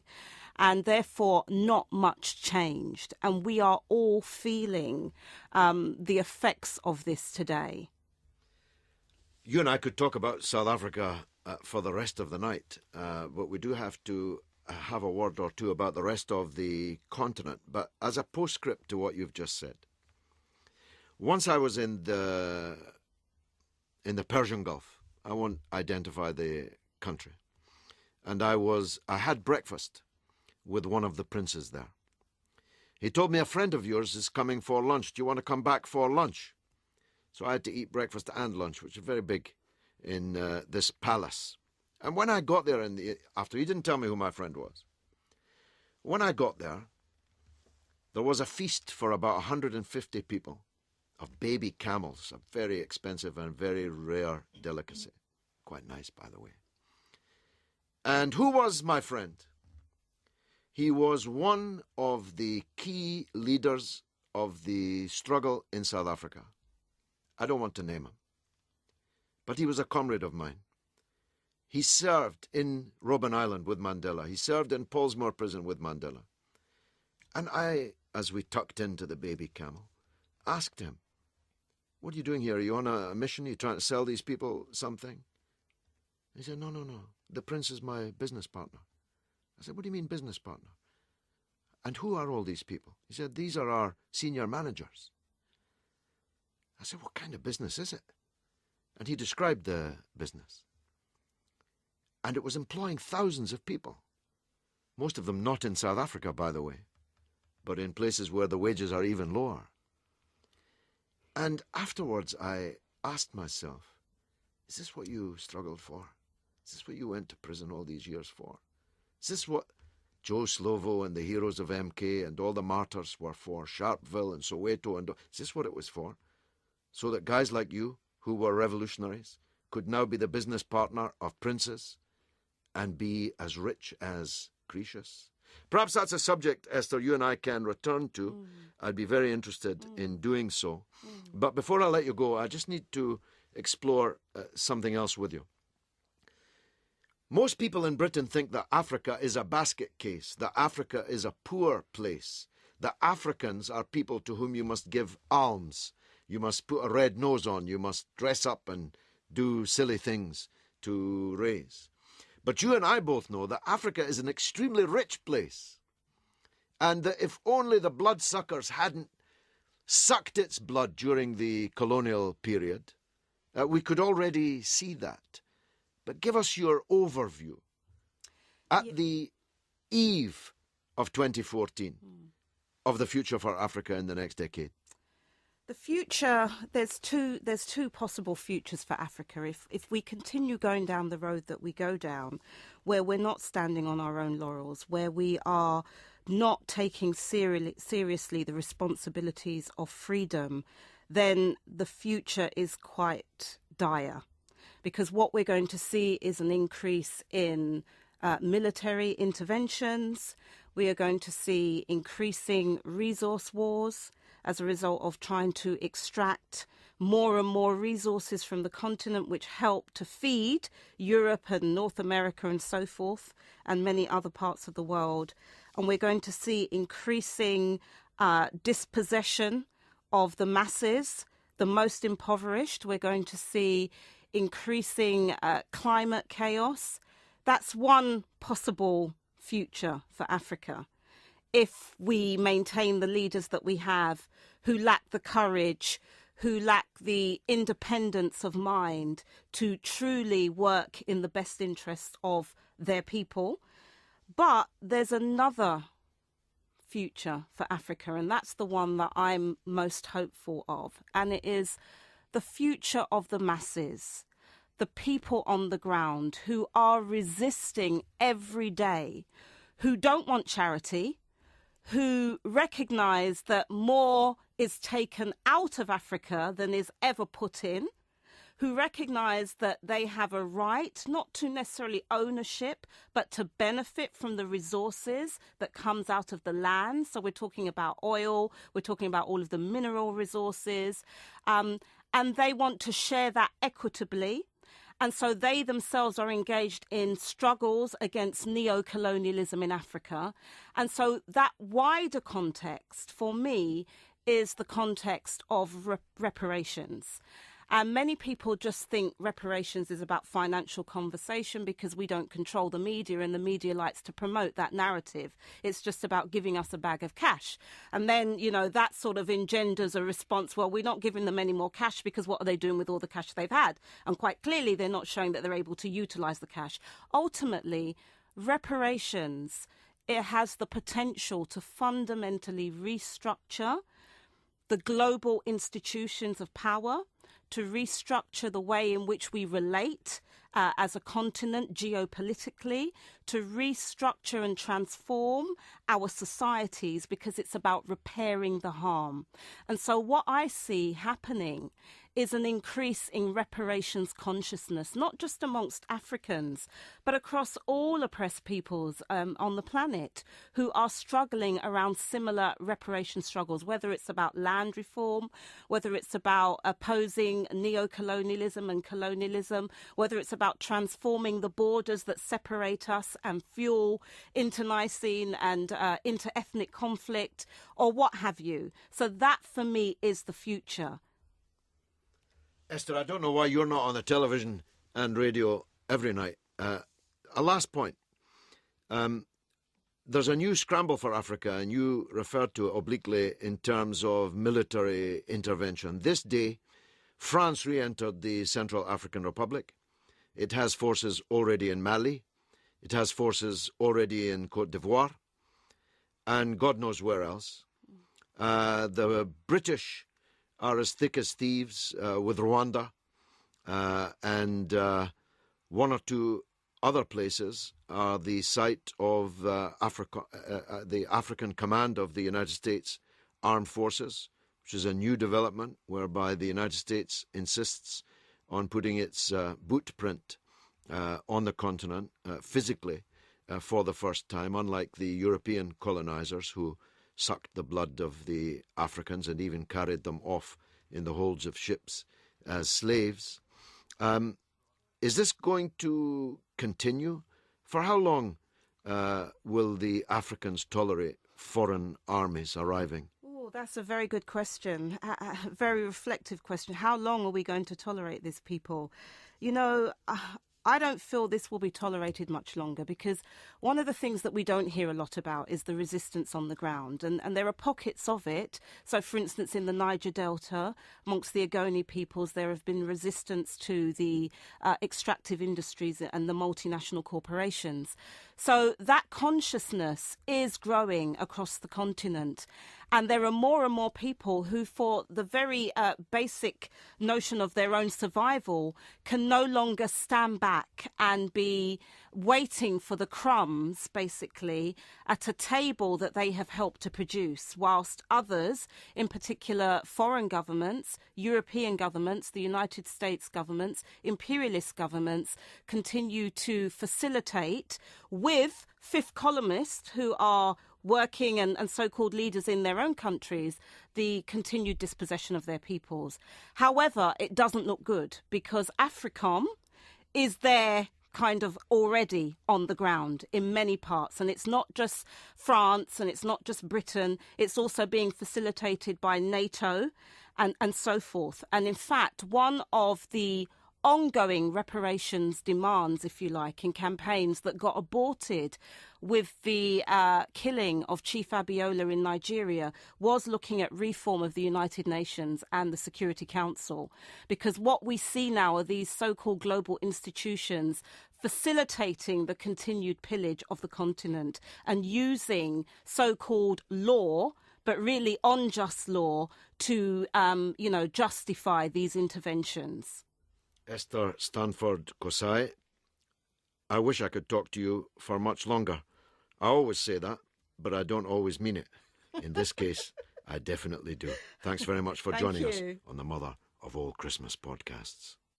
Fighting the golden flakes of change with the milk of human kindness. This is the mother of all talk shows, and George Galloway. Mr. President, that made no sense whatsoever. I know, that's why I said it. Indeed. And since we made that bumper, he's made less and less sense. But the next guest on the Mother of All Christmas podcasts makes a lot of sense. In fact, he is one of the most acute observers, analysts of the economic crisis that we've been through and to a very large extent are still in, and a man whose prognosis for the future of the economic system that we enjoy or endure is a very, very somber one. He is the professor of economics at SOAS, Kostas Lapavitsas. He is the author of a new book called Profiting Without Producing, published by Verso, and I'm glad to say he joins us now. Professor Kostas, thanks for joining us. It's a pleasure. The crisis that we have lived through since the crash in 2008, according to George Osborne, the Chancellor, in the House this week in the autumn statement, which was neither in autumn nor much of a statement, is past. Do you buy that? What can one say? The crisis, if you take a global perspective, is certainly not over in Europe for a start, because what happened in Europe, in the Eurozone and so on, is very much part of the global crisis, and that is still going on. So, self-evidently, the crisis is not over if one takes a global perspective. But even in Britain, when you look more closely, yes, it's true that the situation is not as acute, nearly as acute as it was in 2008 and 2009. But if this situation that we're going through at the moment is a non-crisis situation, then that doesn't augur very well for the future or for what the British economy might do in the near term. So, no, I would say that the British economy might not be in acute crisis, but it is in the doldrums and it is in serious trouble. And a lot of individual British people are indeed in an economic crisis. First of all, the austerity, the savage reductions in public expenditure have laid waste many vital public services for millions of people. Hundreds of thousands have been thrown onto the unemployment queue, some of them finding their way back into the private sector, but this time in part-time jobs, in insecure jobs, 0 hours contracts, much lower wages than they were earning hitherto. And even in the public finances, the Chancellor has not only not succeeded in balancing the books by 2015, which is what he said this was all for, but has just announced, and indeed as Ed Balls put it yesterday, invited us to congratulate him on his new plan to balance the books by 2019. When Osborne took over as Chancellor, Britain had a deficit of the order of 11%. This was very big. Osborne and his government decided to deal with it through a process of austerity applied over many years. The hope was that the British economy would come back fairly strongly in due course, and therefore the books would be balanced pretty quickly. That hasn't turned out to be the case. Austerity applied in order to deal with this problem has created the situation of very weak growth for several years, and this weak growth will continue. Now, growth this year and possibly next will not be as weak as originally thought for two reasons. The first and most important reason is, of course, the Bank of England. The Bank of England has been providing plenty of liquidity at very low interest rates. So he has been allowing the banks to start the process which they engaged in several years back, which is to provide funds for housing and so on. And certain parts of London are already, in effect, going through a bubble. So what we've seen is a return to the bad old days to a certain extent, which has given a temporary boost to the economy. Second factor that has caused slightly higher growth than Osborne originally projected is, of course, that spending has picked up a bit because people are borrowing more. It's the same mechanism. People are borrowing more and they're drawing down their savings. But wages have remained effectively, real wages have remained effectively stagnant. This is a recovery based on stagnant real wages, no pickup of the productive sector, no expansion of investment. It's just people spending a bit more because they can borrow a bit more and they draw down their savings, and it's also a game played in the housing market. This is a very unstable and very unsatisfactory recovery. It's a sign that austerity is not working, contrary to what Osborne is saying. And the proof of the pudding is in the eating. Precisely because the recovery is so weak and so unstable, it will take him years to balance the books on this basis, as he has admitted himself. And the public debt will continue rising, even including 2015. Basically, Britain received a major shock back in 2008. Gross domestic product has not recovered yet. We still produce less than we used to, and this will continue to be the case for years and years. So for the average British person, for the British family, people in the street, things are not going to look very good for many years to come. Well, let's look at the underlying reasons for that, and that brings us to your book, Profiting Without Producing, as I said, published by Verso. You have a critique of capitalism. Capitalism isn't working in the sense that it isn't really producing. Tell us about that thesis. My view is that capitalism, certainly mature capitalism, in other words, capitalism in the United States, in Germany, in Japan, in Britain and France, the historic seats of capitalism, as it were, have been transformed during the last 3 to 4 decades. And in particular, to use a term that has become increasingly deployed in recent years, this capitalism has financialized. Now, this is an awkward term in English, I understand, but it's widely used now. And it basically wants to capture the extraordinary rise of finance as a sector of the economy and as a set of economic activities, and also social and general other activities that have penetrated across the economy and across society and everyday life. So, when did this start, this process?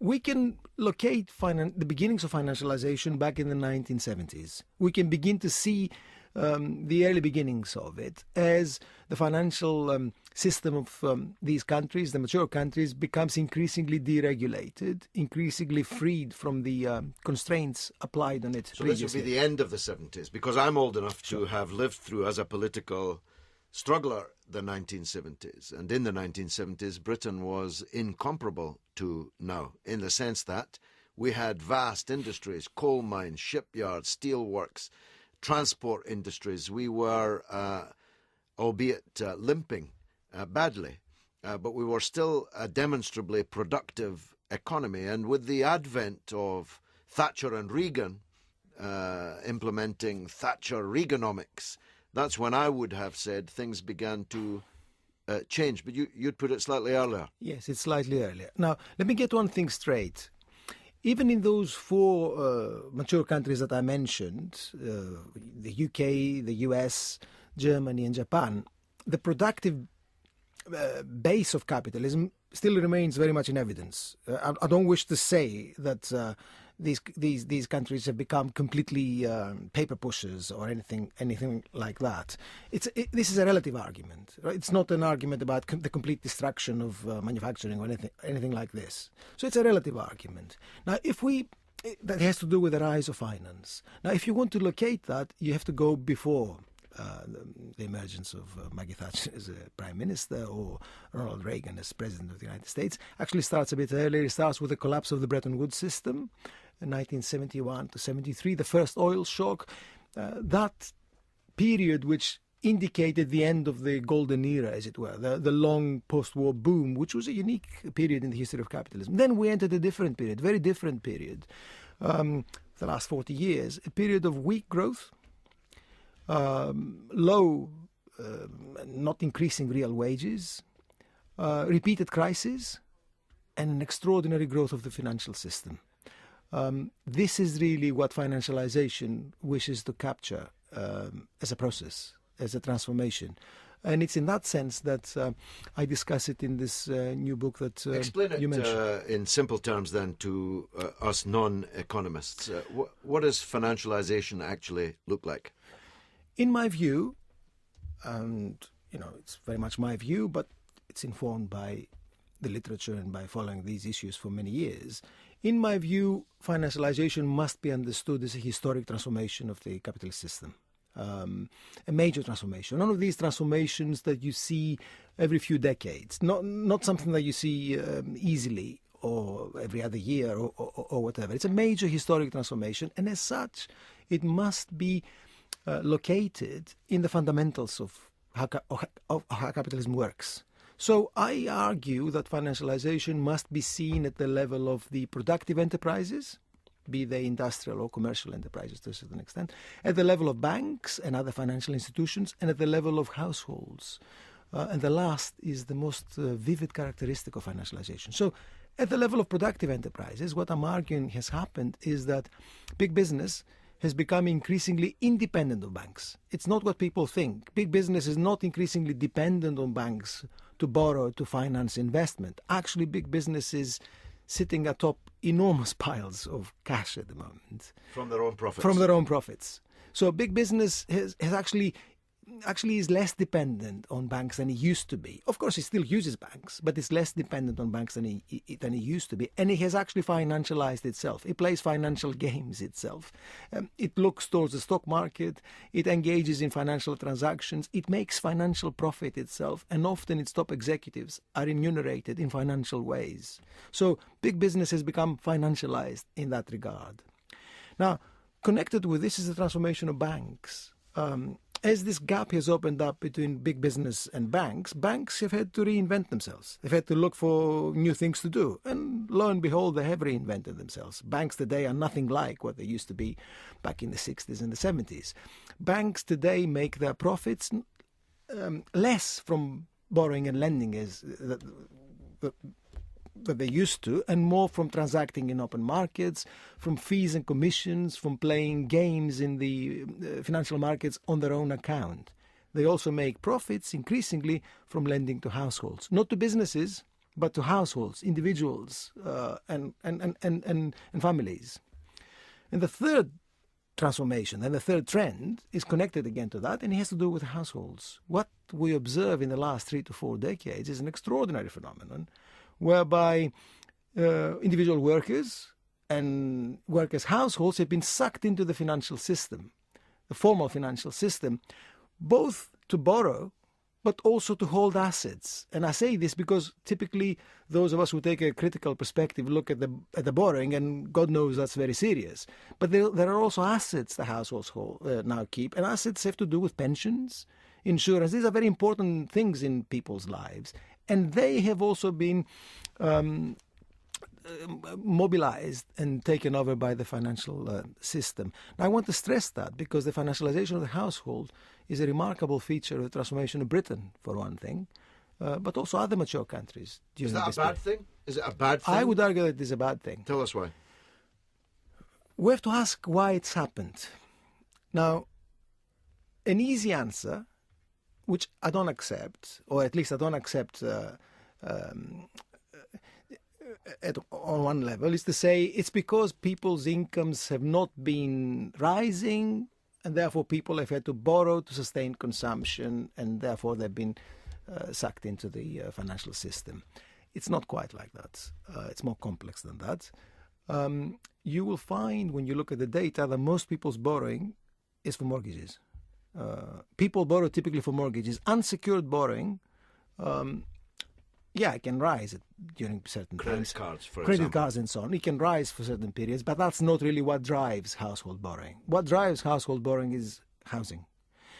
And that makes us think, what is it then that makes for financialization of the household? And my argument is, the most important element there is not so much what real wages are doing, but it is what public provision is doing. People borrow because they have a life to maintain. People are not businesses. They don't borrow because they want to produce profits. They borrow or get involved in financial activities because they've got a life to maintain, right? You've got basic needs to maintain. Now, public provision in the post-war period has been a very important part of maintaining a certain way of life. Public provision in health, in education, in housing, but also in transport and all sorts of other things. This public provision, as we know, has shrunk, has withdrawn, increasingly withdrawn. This is what Thatcher, Reagan, and every subsequent government pretty much has done. Now, as public provision is withdrawn, it's actually been replaced by private provision.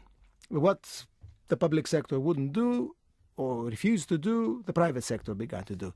The remarkable thing is that this kind of private provision is now mediated by the financial system. The financial system has emerged as the mediator of housing, the mediator of education, often the mediator of health.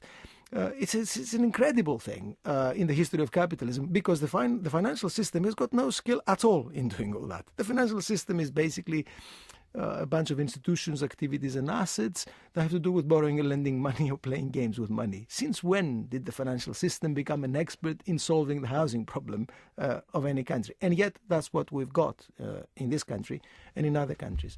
So since these needs are now solved through private provision mediated by the financial system, you get all sorts of crises, all sorts of problematic results for the life of ordinary people, and you also get a transfer of people's income and people's money wealth straight into the pockets of banks.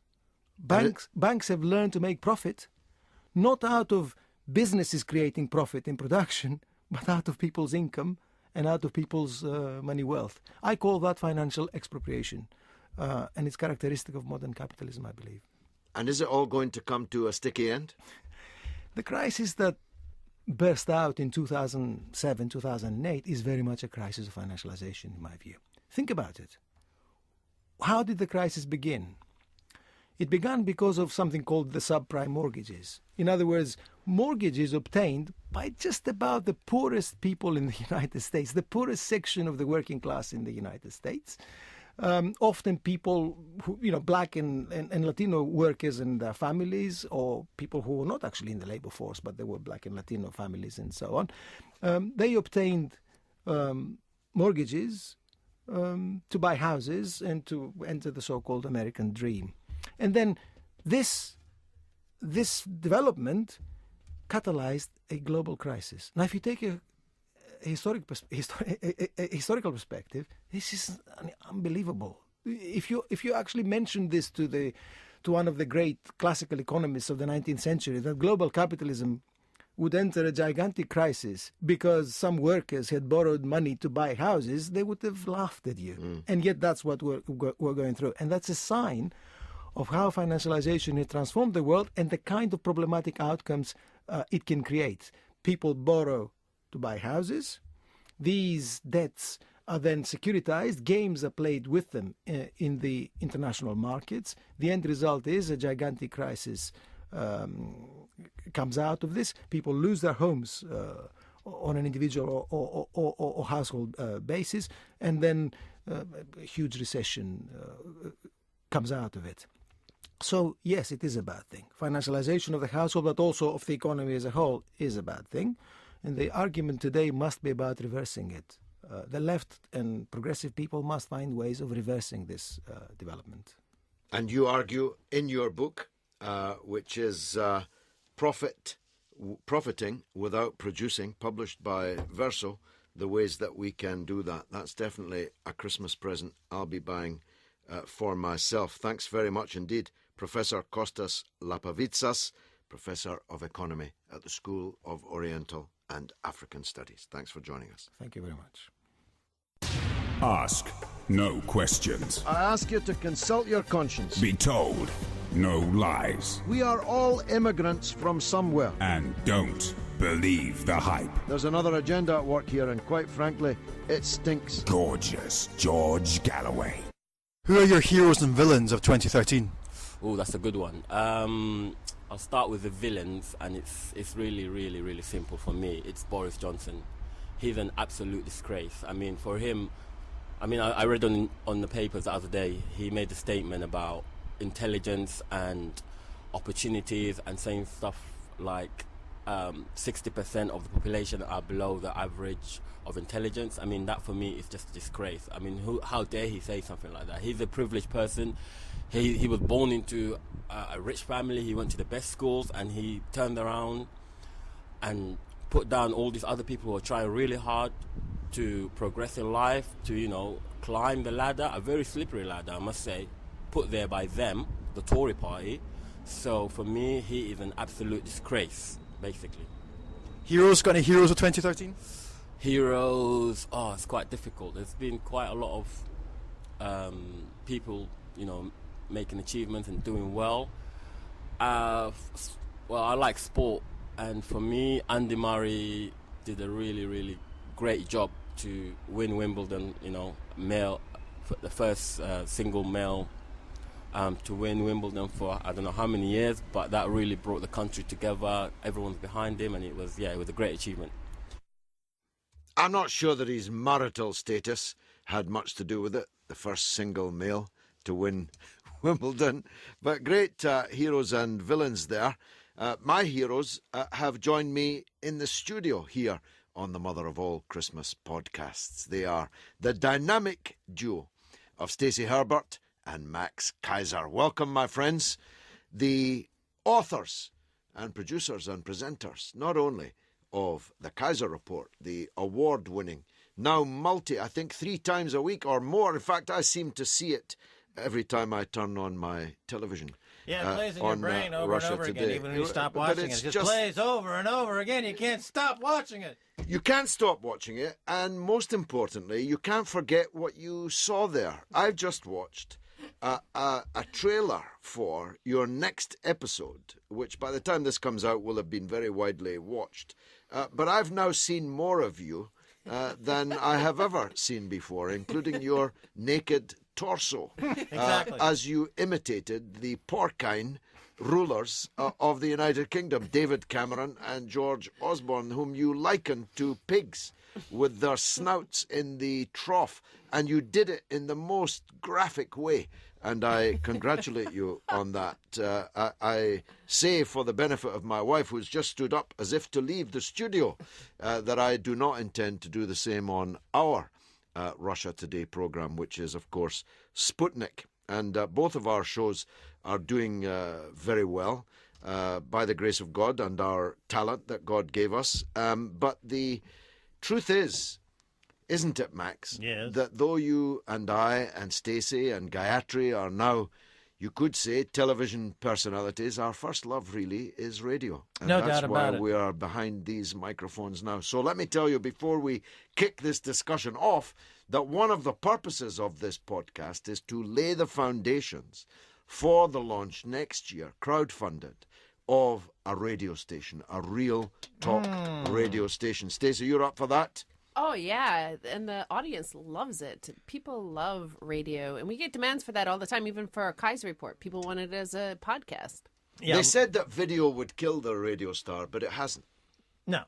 Well, I think in talk radio, it's no replacement for it. And unfortunately, in the U.S. and in the U.K., talk radio is dominated by the right side of the spectrum. And well, in the U.S., definitely. In fact, in Britain, we are the only developed country in the world that has no national commercial talk radio station. There's LBC serving London only. There was Talk Sport, which had mainly sport, but had in the evenings and overnight real talk about things other than sport, but which has now gone over to 24/7 sport. So there is now no national commercial talk, and I think we've got to fit that bill. Each of us got a following, we've got a reach, and we've got a market. So I think we need to replicate what we have in the United States, which is a proliferation of talk radio, but sadly, as you say, dominated by the most extreme right-wing voices. In fact, Rush Limbaugh and people like that. We can be the shock jocks of an alternative. Yeah, I've always thought there's room for a shock left. What some people consider to be a bit of an oxymoron, but I don't think there is. If there's a Rush Limbaugh who's shock right, there's a room for a shock left. But you just can't get shock left in America. You can't get any hard-hitting left-wing opinions in America. They talk about the New York Times as being a liberal newspaper, but it's right of center. All the media is either center, right of center, or extreme right of center. There's no real left of center media in America, unfortunately, and they really need that because the country is suffering from a saturation of right-wing views, and it's not working. That's partly because those who own the capital that's necessary to invest in radio, and we'll come to alternative ways of funding these things in a minute. But it's partly also because people on the right know the price of everything and the value of nothing, but people on the left often know the value of everything and the price of nothing, and are not able, it would seem. I mean, there was an attempt, wasn't there, Air America, in the US. There was an attempt to have an alternative media channel, and it miserably failed because it didn't know the price of anything and didn't even count the numbers right. Stacey? That's true. I think you see that with the progressive voices, like the Jeremy Scahill situation here recently. There's a real desire on the part of the so-called left to be accepted. They're so afraid of anybody saying, of not being accepted by the elite in a way, that they're marginalized, being marginalized in any way. Whereas, for example, Max and I would say are more left-wing, I would guess, politically. But almost all of our guests, many of them are right-wing because they're so open. They never question, they're never like, how is this going to impact my perception? You know, how will people perceive me if I appear on here? They're so managed on the left. Everybody's afraid to say anything. So that's a very good point. You know, on Sputnik, which you help us produce, I'm glad to say, we have no difficulty at all in attracting big figures from the establishment, OBEs, MBEs, Knights of the Realm, and so on. Right. Whereas left-wing people sometimes don't want to come on because your nuance on this conflict or this issue doesn't quite meet the PC standard. Well, I think that's really... John Kampfner wrote a fantastic piece in the New Statesman about this, the outrage, this sense of outrage that you see on Twitter. And it's mostly about the progressives, though. They're like afraid that you can't say that word, or you can't show support for that sort of... My wife goes out vox popping in the street, as you know. She had to go and buy a coat the other day because she was wearing a vintage, rather fetching, short fur jacket.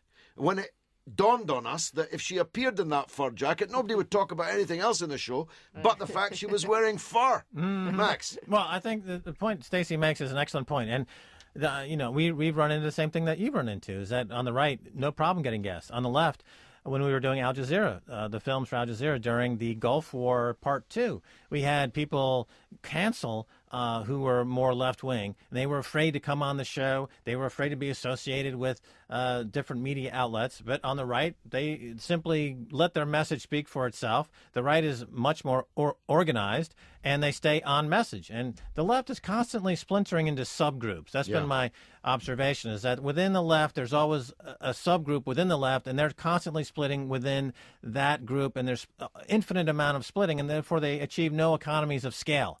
You know, going back 7 or 8 years, I tried to rectify that situation by introducing something called Karma Bank, where I try to get the left to all agree to boycott one thing at a time based on the vulnerability of that company to a boycott. So I did like a Wall Street analyst. I said, let's look at all these companies and look at them in two ways. Which companies are the most hated and which are the most vulnerable to a boycott? And by vulnerable to a boycott, I mean, if you don't spend $1 at that company, does it impact their market capitalization the most? So looking at these metrics, there are some names that pop up. Exxon is a hated company, but it doesn't have vulnerability to a boycott.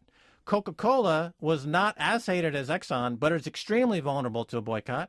So using that metric, I said, let's go and boycott Coca-Cola. And by doing so, we could simultaneously move a lot of money using the system, using the tools that we have, to the victims of Coca-Cola in India or Colombia or wherever. So I went to the head of Greenpeace, who was the managing director at the time. I pitched him this idea. And he said, I understand what you're saying, and I understand it would work, but we can't alienate our users by coming to them with a solution that touches on finance or business, because that'll alienate them. They won't give us that $5 at the corner that we go out every Christmas to raise money for Greenpeace. It's too alienating, even though I know what you're saying will work. And now here's Greenpeace, an organization, a fine organization. They've got 100 million euros sitting in the bank, doing nothing. They say it's for legal defense fund, and I point out to them, you're keeping the money in the banks who are then lending it to the corporations that you're fighting against. You're enabling the corporations you're fighting against. You're doing more harm by keeping money in the bank. If you just dissolved Greenpeace, the environment would be better off, because by not knowing the economics of what you're doing, you're causing more harm than good. Unbelievable. What a great story. I mean, let's explore just one more of these examples. We work for Russia today.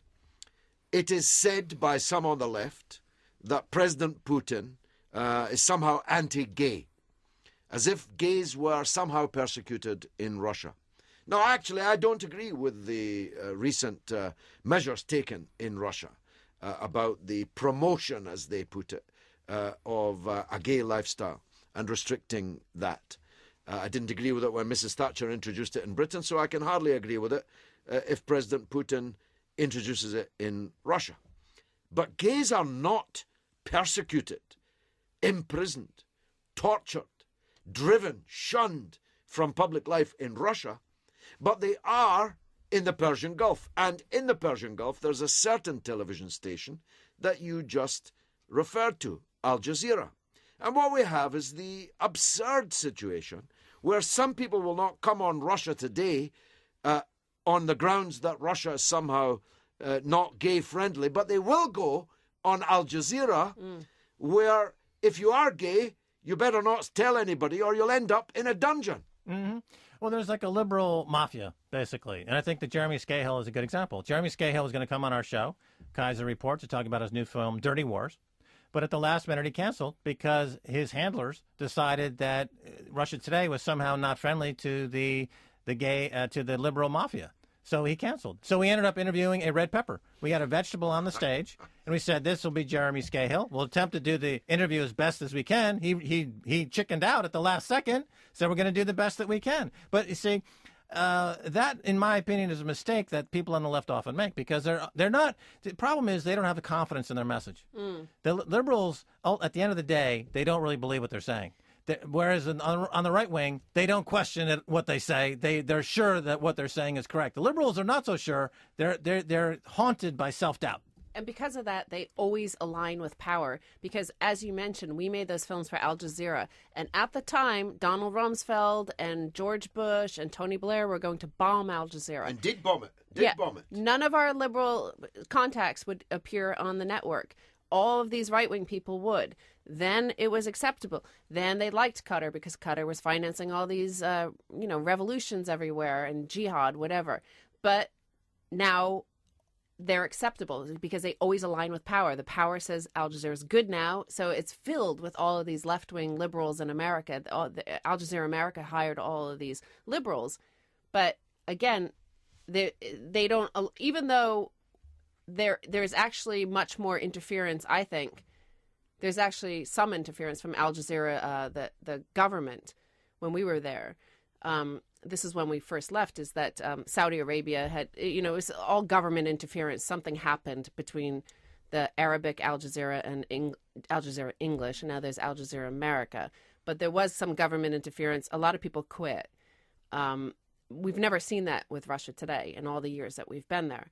But here you have these progressives who just won't listen to it. They're outraged, and they've made up their mind that they won't hear any other voices. They don't want to hear other voices. What a fascinating scene. Actually, we could have our whole discussion on this, but we better not, because there's at least two other significant items I want to discuss with you two. The first is, and you're, I know, pioneers of it, and you've advised me very successfully on it, is this question of alternative means of funding media, film, books, political campaigns, and others.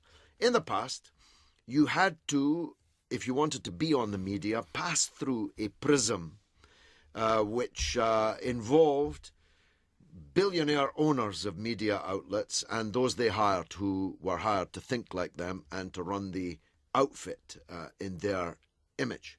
Now, with the proliferation of new media and stations like Russia Today, for which we all work, like Press TV, for which I work, like Al Mayadeen Television, for which I work in the Middle East, now these billionaire owners don't have to be pleased. I don't care if I'm never invited back on Sky News, because I reach far more people by other means. I don't care if I'm never invited back on the BBC, because I reach far more people other ways. In addition to that, we now have this phenomenon known as crowdfunding. And I have raised more than 3 times the amount I sought to raise for the making of the feature-length documentary, The Killings of Tony Blair, which we'll be discussing later in the show. And this crowdfunding phenomenon is growing and growing. Max, tell us how it works and where it's going. Well, I think it's just contrasting a centralized approach to media and finance versus a decentralized approach to media and finance. And what you described there is, in the past you had to go through a series of gatekeepers, and the distribution is very centralized and it's monopolized. In Hollywood, for example, they have 6 major studios, and they dominate in an oligopolistic fashion the distribution of films. And so you have to kind of work your way into that very small group. But crowdfunding, and with the internet as a distribution model, totally breaks up that oligopoly, and it allows, like yourself, to go directly to the consumers who eventually will watch the film as potentially putting up some cash and getting a premium or a reward to help finance that film. And in so doing, their collective efforts are picking and choosing what media, what films get out there in the public domain. So the chance of a successful project actually goes up, because in Hollywood, William Goldman famously said nobody knows nothing when he's describing what goes on in Hollywood. But on the crowdfunding platforms, and there are dozens of them, you can see that a lot of people know something, because they're picking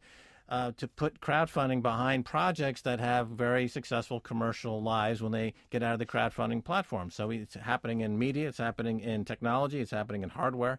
And this goes back to something that I was also involved with back in the 90s, this idea of the wisdom of crowds, or using markets and distributed decision-making to help not only create more efficient decisions being made, but helping to shape markets so that they're serving the public interest better, which is actually more of a right-wing issue. Most people think of markets as being right-wing, and they don't. Nobody on the left ever looks at markets as being potentially as a democratic mechanism. Yeah, as a way to be a democratically distribution of risk and reward. And I've often tried to make the point, especially to the left wing of the political spectrum, that markets offer ways to get the dissemination of opportunity out there in ways that are at least competitive. I mean, I would argue that they are superior than what the left puts forward as more of a centralized system of decision making.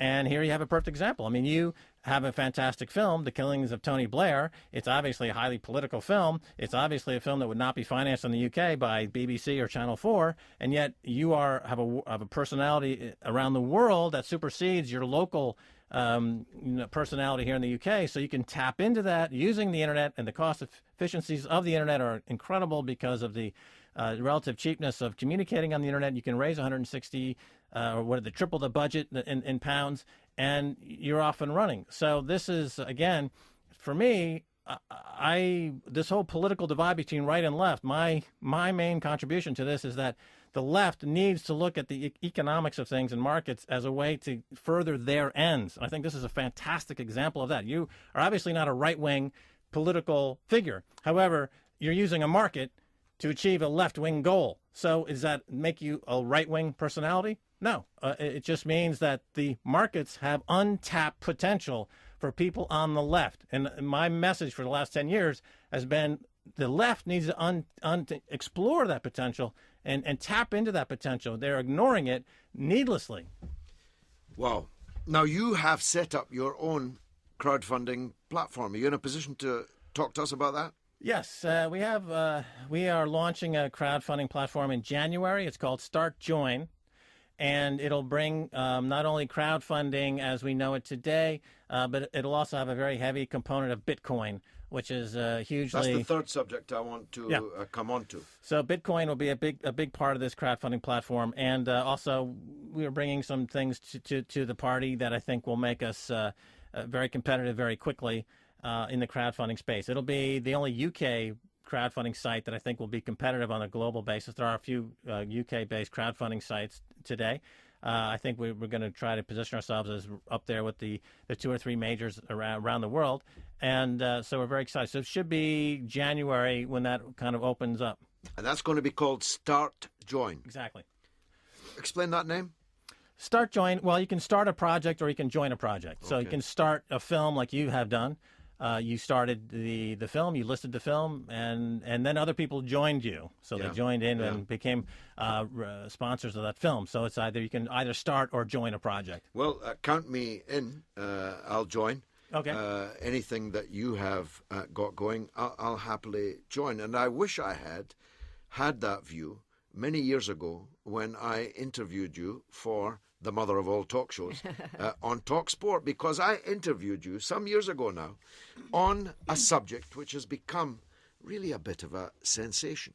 You talked about Bitcoin, and let me confess to you, I had absolutely no idea what you were talking about. I hope it didn't show. It probably did show to you. I hope it didn't show to the listeners. But talk about flying by the seat of your pants in an interview. I'm interviewing an expert, and a very articulate one, about a subject that is literally, it's like I'm listening to someone talking in Chinese. Now, since then, if I had taken the implicit advice that you were giving and invested in Bitcoin, well, I wouldn't need to be here because I'd already be a multi-millionaire. Tell the listeners out there who are as untutored on this subject now as I was back then, what are Bitcoins? Well, it comes out of the internet, and you compare it to things like, for example, Napster. We all remember P2P file swapping. They revolutionized the music business by putting up music files on the web and using people's hard drives to store files, and then you could access those hard drives and you could swap music, and it did a complete end run around the music industry, and the cost of the music went to zero, and it totally transformed the music industry. So Bitcoin is a protocol that cobbles together tens of thousands of computers, and they're working in parallel to solve mathematical equations per this protocol that's been released onto the internet back in 2009.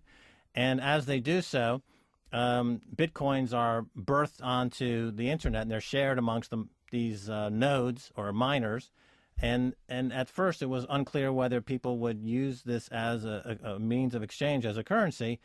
But what's happened in the ensuing years is that we've had a lot of crises. We had the financial crisis of 2008. We had Cyprus blowing up.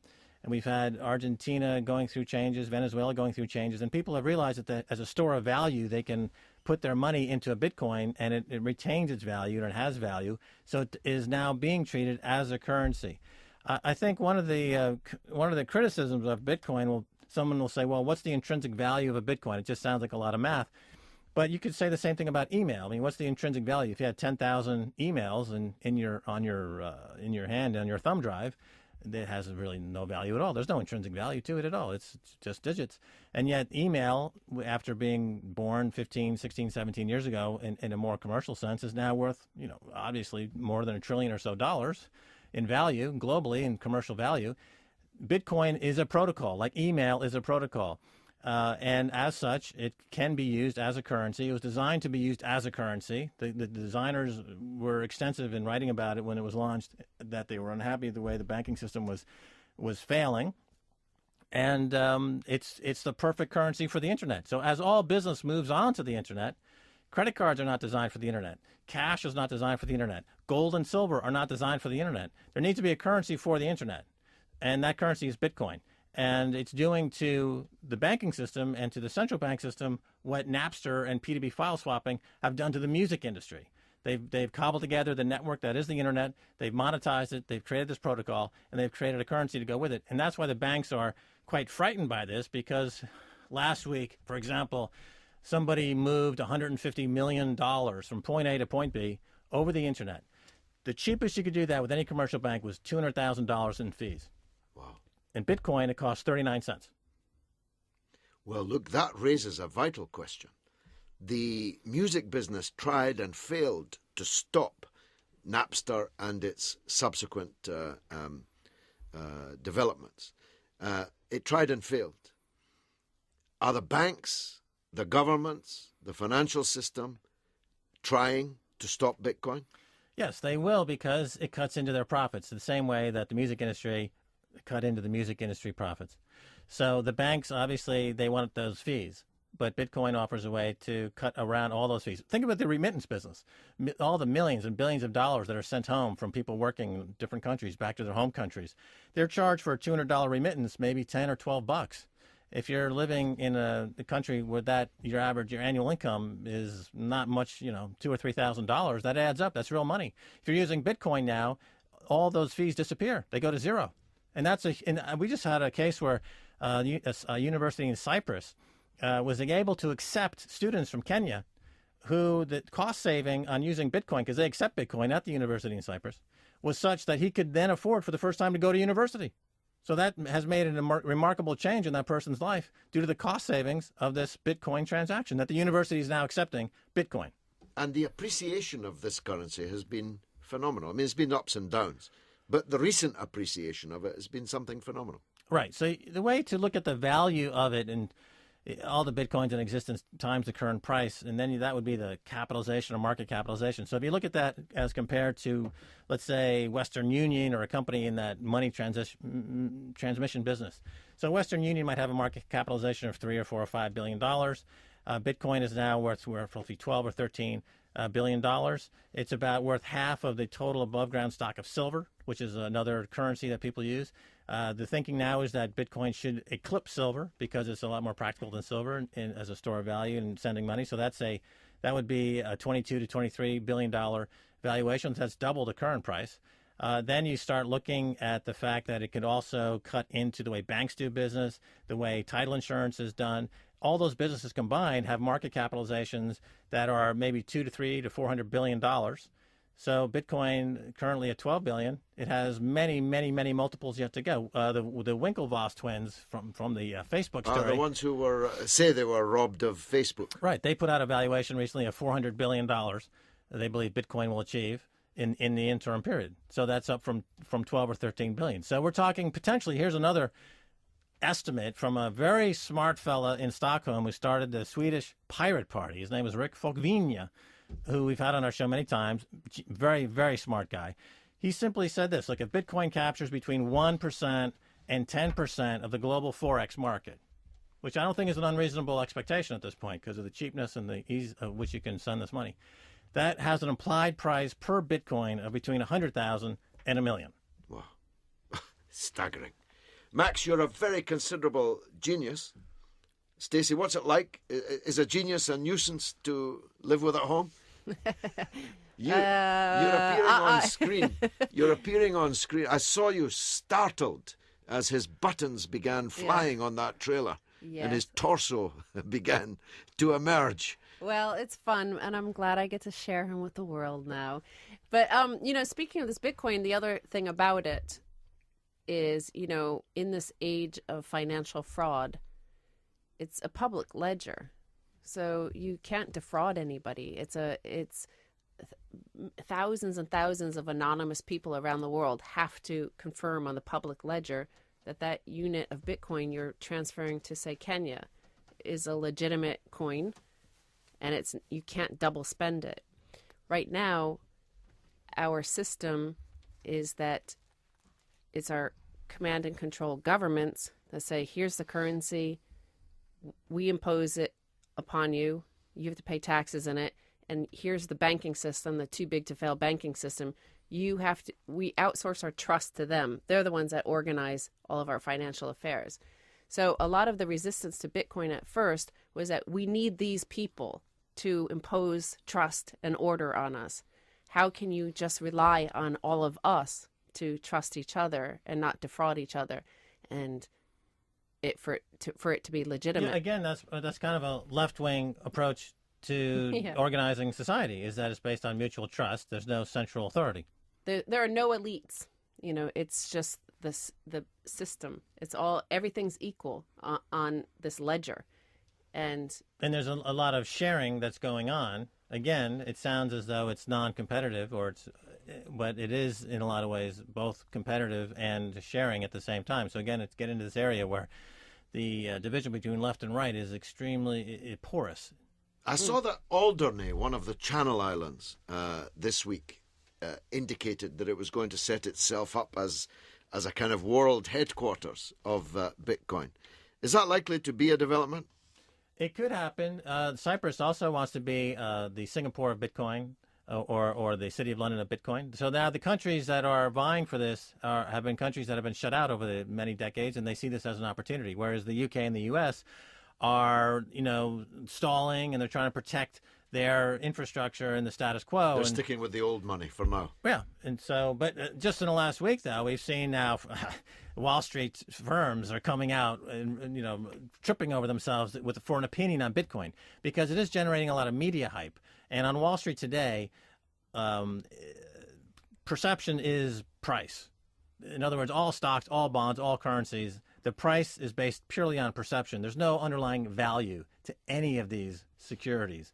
The FTSE 100 is worth negative infinity. There's no value there because of the enormous debts. So it's all based on showmanship. So CNBC or BBC, when they talk about the FTSE 100, they're doing a show called The Stock Market, and they have dancing stock prices that are supposed to indicate value. But there is no value there. The value left the building 30 years ago. There's nothing. It's a hologram. It's purely a hologram. And so because the perception is such, they realize that Bitcoin is grabbing a lot of that media hype. And so if they don't stay in the spotlight, then their hologram collapses because no one's looking at it anymore. It's like Heisenberg principle of uncertainty. It's only there if you look at it. Wall Street's only there if you look at it. The City of London's only there if you look at it. Once you don't look at it anymore, it disappears because there's nothing there. So if I'm looking at Bitcoin and not at the City of London, the City of London disappears. There's nothing there. It's built on mirrors and holograms. Mirrors and holograms. What a metaphor for the economic system we currently enjoy or endure. Stacey Herbert, Max Keiser, thanks for joining us on the Mother of All Christmas podcasts. Yeah! Last night an MP saved my life. There's not a problem that I can't fix, from backyard battles to world conflicts. Well, all right. And if the man gives you trouble, just call me on the double, and don't let it trouble your brain. Phone your MP up and complain. George Galloway. Last night an MP saved my life. I did not have sexual relations with George Galloway. This is George Galloway and the mother of all talk shows. Indeed. Long time since I heard that one. Fantastic. This is the mother of all Christmas podcasts, and we are orbiting the globe and the great issues of the day and of the last year and of the next.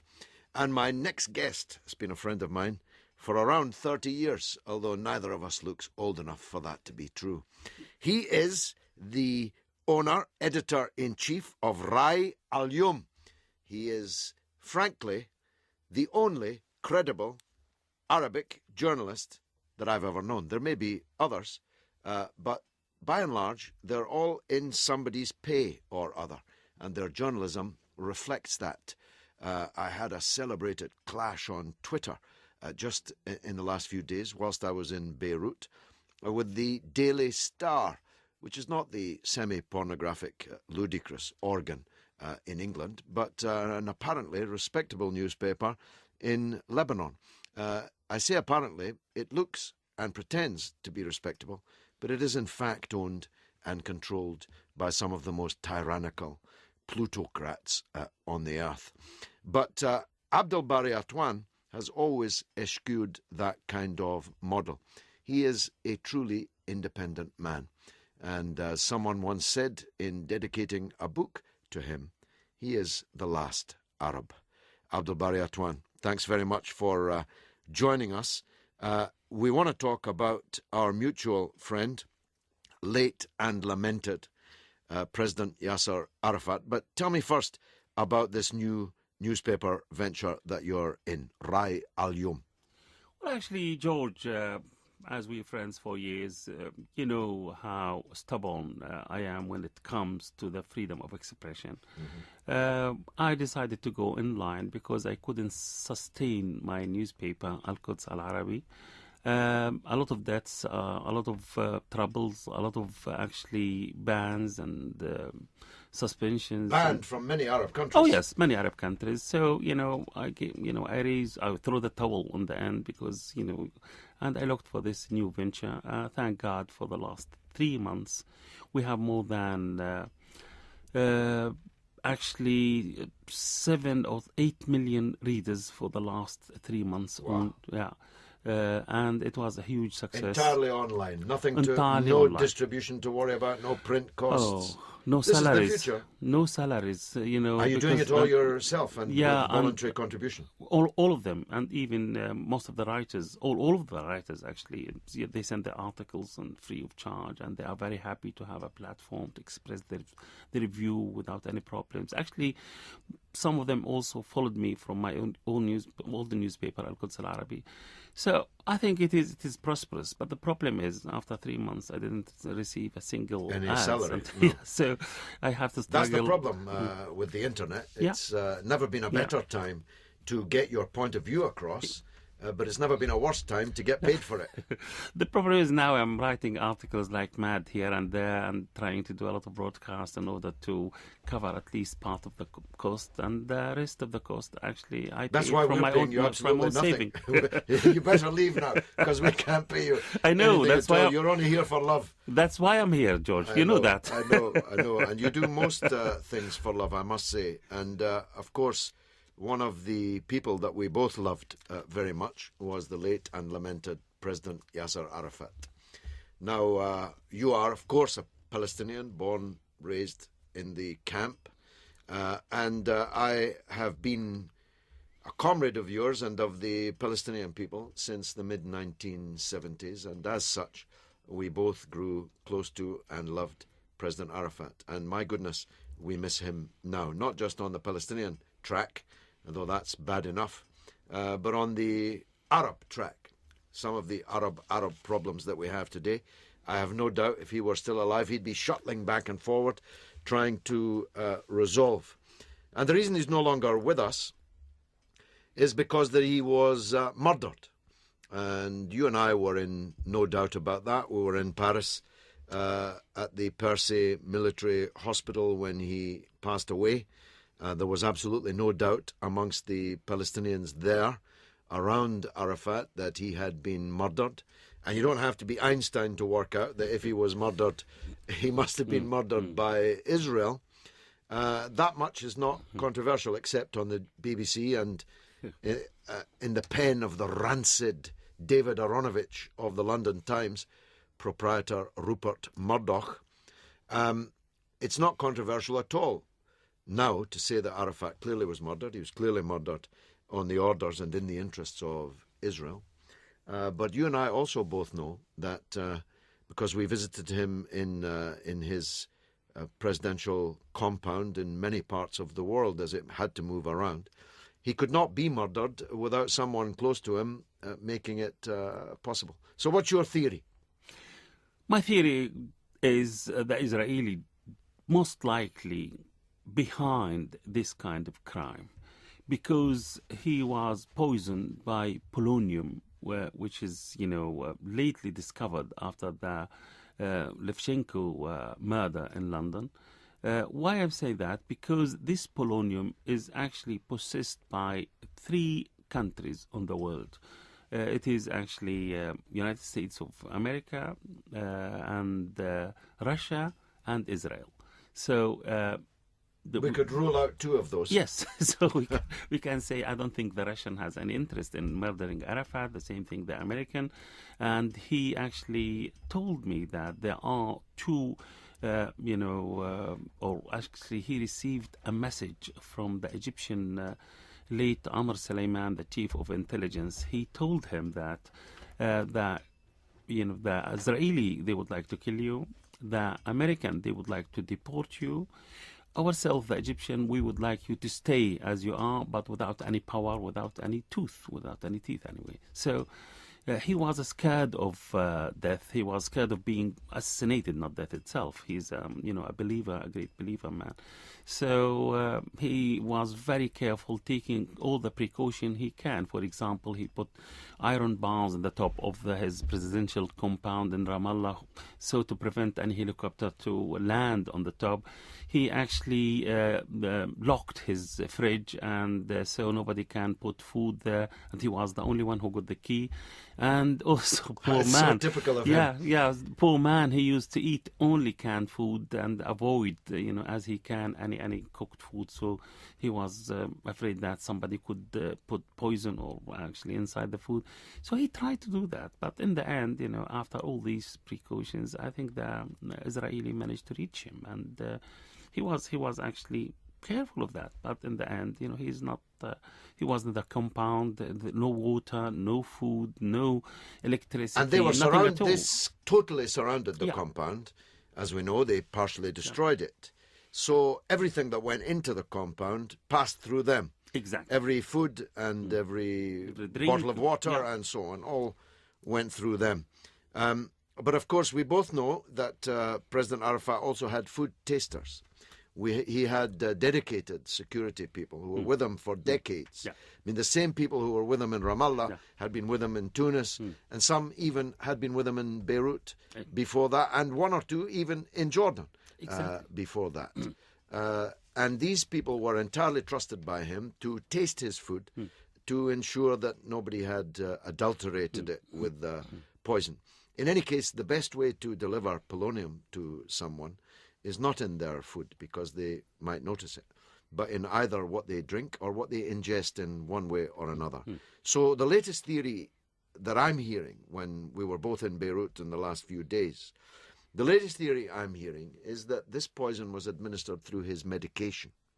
I don't know if you are across that theory, but of course, nobody tests your medication. Nobody is going to take your medicine for you.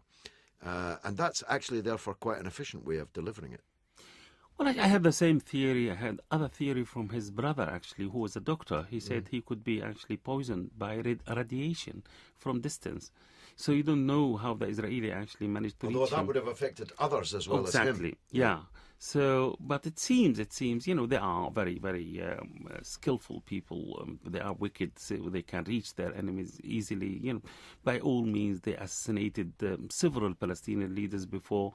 So Arafat wasn't the target. Sharon, Ariel Sharon, the Israeli Prime Minister, who's in a coma now, he was determined actually to kill him, and he indicated several times in his, talks with his Israeli ministers that Arafat should go.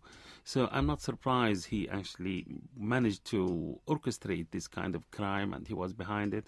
And at the end, they reached the poor man and they killed him. So polonium could be, as you mentioned, actually smuggled or planted in his medicine, and could be also water. Could be, you don't know, because Arafat sometimes, he's very kind to the people, and he used to be visited by a lot of, admirers, a lot of supporters of the Palestinian people coming from all over the world. So you don't know, maybe somebody smuggled among them. And it's true, he has a food taster, as you mentioned, George, and you know that very well, and I agree with you. But despite that, sometimes, he can't be like that all the time and ask the food taster to taste everything. Sometimes he, takes something.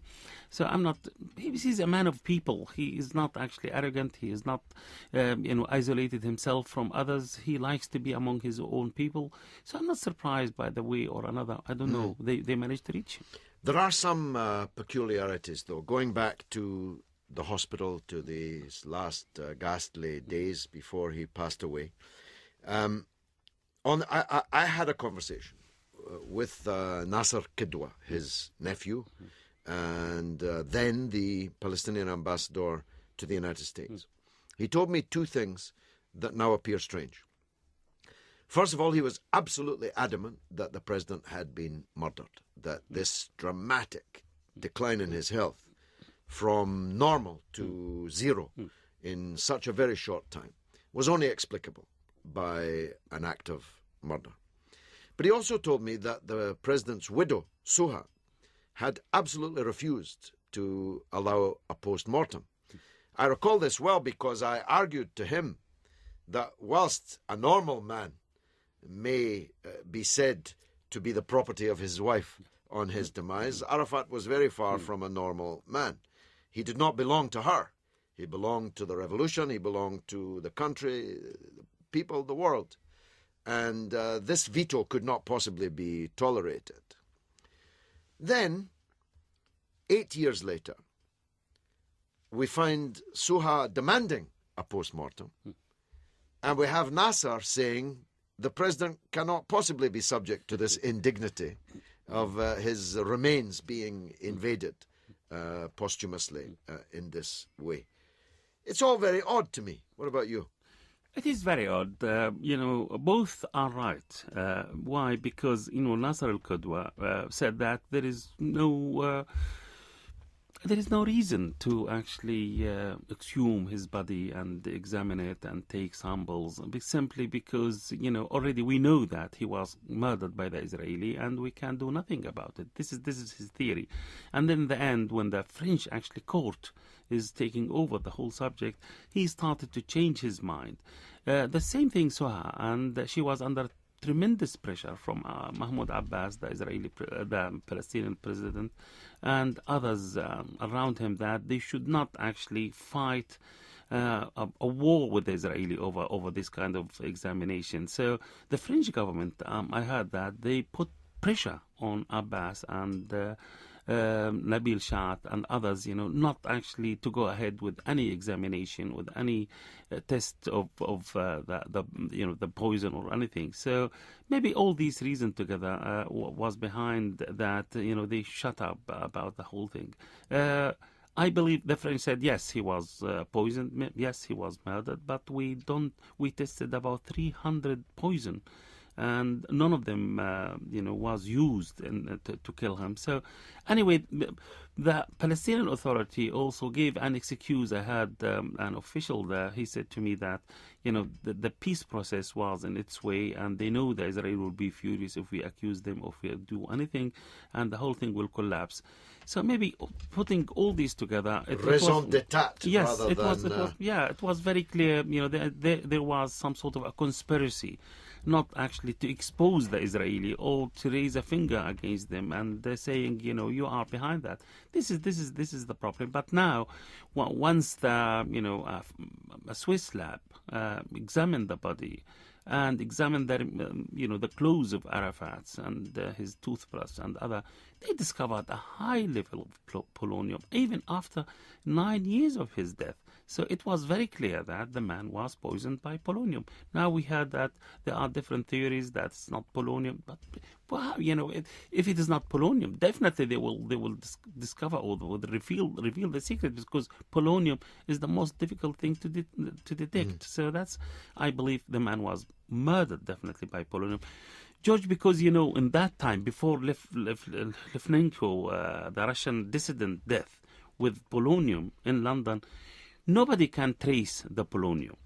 So maybe the Israeli realized that it is a kind of poison. Nobody can. It's can quite actually, an effective weapon, no doubt. Except for the fact you have to get really up close and personal to deliver it. Let's move on in the closing moments, if we may. I've been with the Palestinian people 40 years, and you've been with them always because you were born as a Palestinian and will die as one. It's my view that the situation of the Palestinian people is worse today than it has ever been in my time in the struggle. I wondered if you shared that view. Definitely, I do share it. George, today, we were commemorating the great late Nelson Mandela. And Nelson Mandela, like you, was a great supporter of the Palestinian people. I met him in London, and he said to me, in my time, I will see a Palestinian state, independent Palestinian state. I will see the end of the occupation. I remember I visited him in 1991. He was in Mayfair Hotel, and he was very, very optimistic about the Palestinian struggle, about the outcome of it. But unfortunately, he died, and we are far, far away from any independent Palestinian states. Actually, we were very close during Arafat time, but since actually the Oslo agreement was signed, since the negotiation actually failed completely, 20 years of negotiation, the Israeli never gave up a single centimeter, a single concessions to the Palestinian people, but more land grabbing, more settlements, more humiliation. Yes, we are far away, but there is no actually resistance. There is no any kind of actually a pressure on the Israeli from the Palestinian side. Unfortunately, now the Mr. Abbas is going to negotiation not actually to reach independent Palestinian state, but also only to please the American, in order they can pay money to him in order to pay his 160,000 staff in his payroll. So it is actually degrading to the Palestinian people, I believe. But one day the Palestinian people will resume their struggle, and they will achieve their aim to be independent, to be free like everybody else in the world. Well, I was speaking in Berlin last Saturday evening to the Association of Palestinian Doctors and Pharmacists there. And in the audience, to my surprise, was Jihad, the widow of the great Palestinian leader Abu Jihad. And I was, of course, reflecting on the days in the 1960s, 1970s, and 1980s, when we had the Intifada, we had leadership of such quality as such men. And I couldn't help but compare and contrast the leadership then with the leadership today, and the relationship between that and the fact that the cause is going backwards. So your optimism, which is characteristic of you, is noble, and I, of course, believe that in the end, right will prevail. But I'm not sure that you and I will see it. Our children may see it. Is that how it seems to you? Well, actually, I remember Yasser Arafat when he signed, late Yasser Arafat, when he signed Oslo agreement. I disagreed with him. I said this actually agreement wouldn't lead us to our ambition. He said... I agreed with him, I'm sorry to say. You agreed with him. I did. I with supported him. Oslo because of him. Yes. he said to me, listen, not in my time, but in your time, you will see the Israeli running away from Palestine because our people is a great people. I don't know. He passed away. Maybe I will see it in my time, as he said. He said not, but I'm, starting getting older and older. So I hope his prediction will be right and Luckily, see Palestine by the liberated. grace of God, we have many children to fill our shoes after us. Thank you very much, Abdul Bari Atwan, editor-in-chief of Rai Al-Yum. How do we get that? RaiAlyum.com? RaiAlyum.com. RaiAlyoum.com. Exactly. Fantastic. And there is a translation of my articles, Really? to English language. Yes. Okay, so that's not just for Arabic-speaking readers. That's for English-speaking readers also. Abdul Bari, a pleasure, always. This is the mother of all Christmas podcasts. There are known knowns. There are known unknowns. Garden knowns. But there are also unknown unknowns. Here's one of them. George Galloway with his mother of all talk shows. Didn't we regime change that guy? That's brilliant. I don't know if that was Rumsfeld or not, but of course the words were made famous by Rumsfeld. One of the known unknowns is the outcome of the forthcoming referendum on Scottish independence. Let me lay my cards on the table. I'm against it.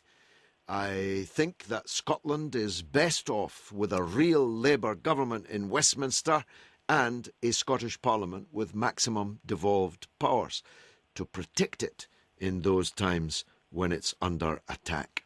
That's by far the best outcome of the referendum so far as I am concerned. Some foolish people misunderstand the nature of self-determination. They demand Scottish self-determination. But Scotland already has self-determination. Self-determination means the right to choose whether to be an independent state or whether to be a part of a multinational state. I generally favour the latter. I think that the world has too many countries, not too few, and that the way forward for the world is greater and greater unity, not more and more division.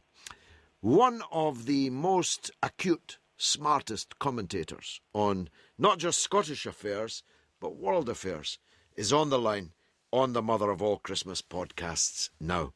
He is the author, analyst, writer, John White in Edinburgh. John, welcome to the show, my friend. Hi, George. How are you? By the grace of God, good. And I'm wondering, how goes the campaign?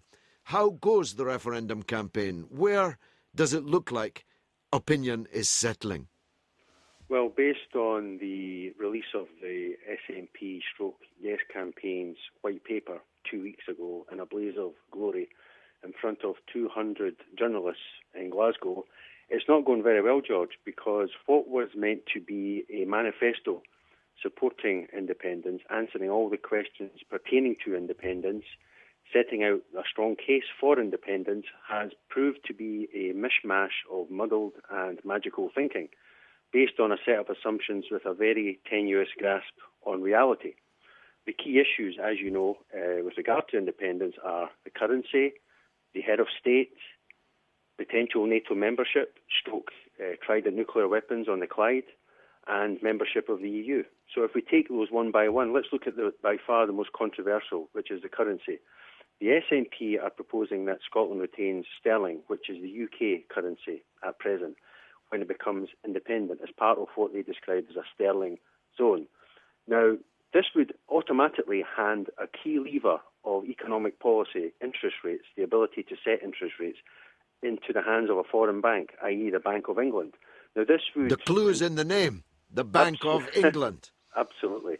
Now, I don't agree with former Prime Minister Gordon Brown on very much, but I do agree when he describes this as self-imposed colonialism. It would involve Scotland adopting a similar relationship with regard to the rest of the UK as Panama currently has with the United States. So this would mean that the amount of mortgage payments that Scots pay would be determined by a foreign bank. the value of their savings, borrowing costs, and their pensions. This cannot be described as independence in any meaningful sense. Now, the astounding thing is they don't have a plan B. They are assuming that this will be allowed to take place. It's not been confirmed. I don't think it will be. I mean, before we leave this point, why would an English government, having been deserted by vote in Scotland for independence, why would it allow a foreign government, as the Scottish government would then become, to do all the things that Social Democrats and even socialists who support independence plan to do? Why would the Bank of England allow its currency to be devalued by high levels of public spending, low levels of taxation, and a set of economic policies which are not democratically controlled by them? Absolutely. It would immediately place the so-called independent Scottish economy into a very vulnerable state, to say the least. So that's a disaster in the making. But the argument put forward by the SNP, in particular Deputy First Minister Nicola Sturgeon, is that sterling is not per se a UK currency, it also belongs to Scotland. Now, this is a nonsense. Sterling is a UK currency. Prior to the Act of Union in 1707, which joined Scotland and England in one nation state, Scotland had its own currency, which was called the pound Scots. They abandoned that in favour of sterling. So it demonstrably is a UK currency, and if Scotland leaves the UK, then it becomes a foreign currency. Yeah, absolutely. Why didn't they have the courage of their convictions, John, and say that an independent Scotland would join the euro? Could it be because the euro is not going that well? Well, the euro has tanked, and there is no future in the euro, certainly not in the short term. And that would automatically place the fortunes of an independent Scotland into the hands of the European Central Bank. And you just have to look at Greece to see how that's going, or Spain, or Portugal. So, you know, the comments you made at the top of this item are absolutely correct. We live in a neoliberal world, and independence and a series of small states in Europe plays right into the hands of vulture capitalists such as Rupert Murdoch, who, by the way, is supporting independence. Indeed, yes. I wonder why.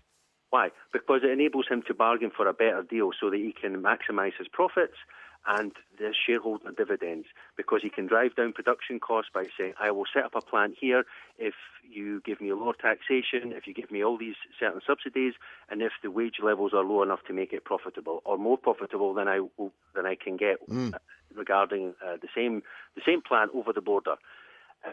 The empirical evidence is that every small state in Europe that has broken away from a larger state in the last 30 years, former Czechoslovakia into the Czech Republic and Slovakia, the former Yugoslavia into a series of small states, the Baltic republics, they've all moved to the right because they're all now competing for the same investment. Yes, they've all raced to the bottom. Yes. So the idea that the SNP can create a social democratic utopia in the midst of a neoliberal world is complete nonsense. It's the same as you saying, I'm going to go out for a stroll tomorrow morning in a shorts and T-shirt and flip-flops and ignore the weather.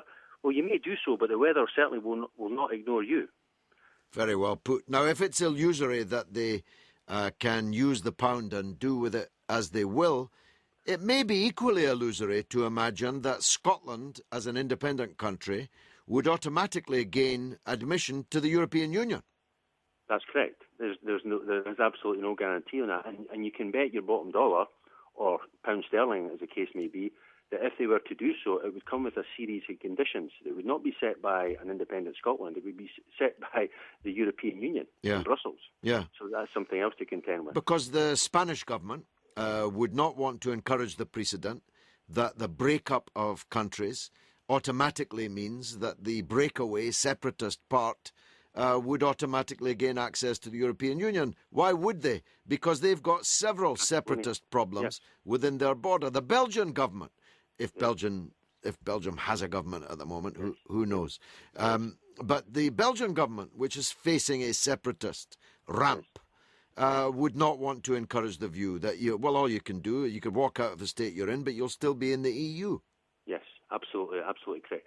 And there is another series of myths that must be dispelled with regard to the case for independence. There are some people who are trying to maintain that we should vote for independence because we'll get rid of the Tories. Now, it's long been said that suicide is a long-term solution to a short-term problem.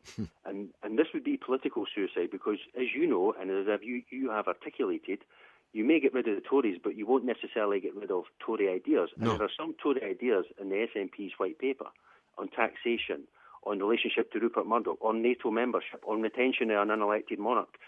The monarchy in this country is the constitutional linchpin of the British state. How can that be adjudged to be independence?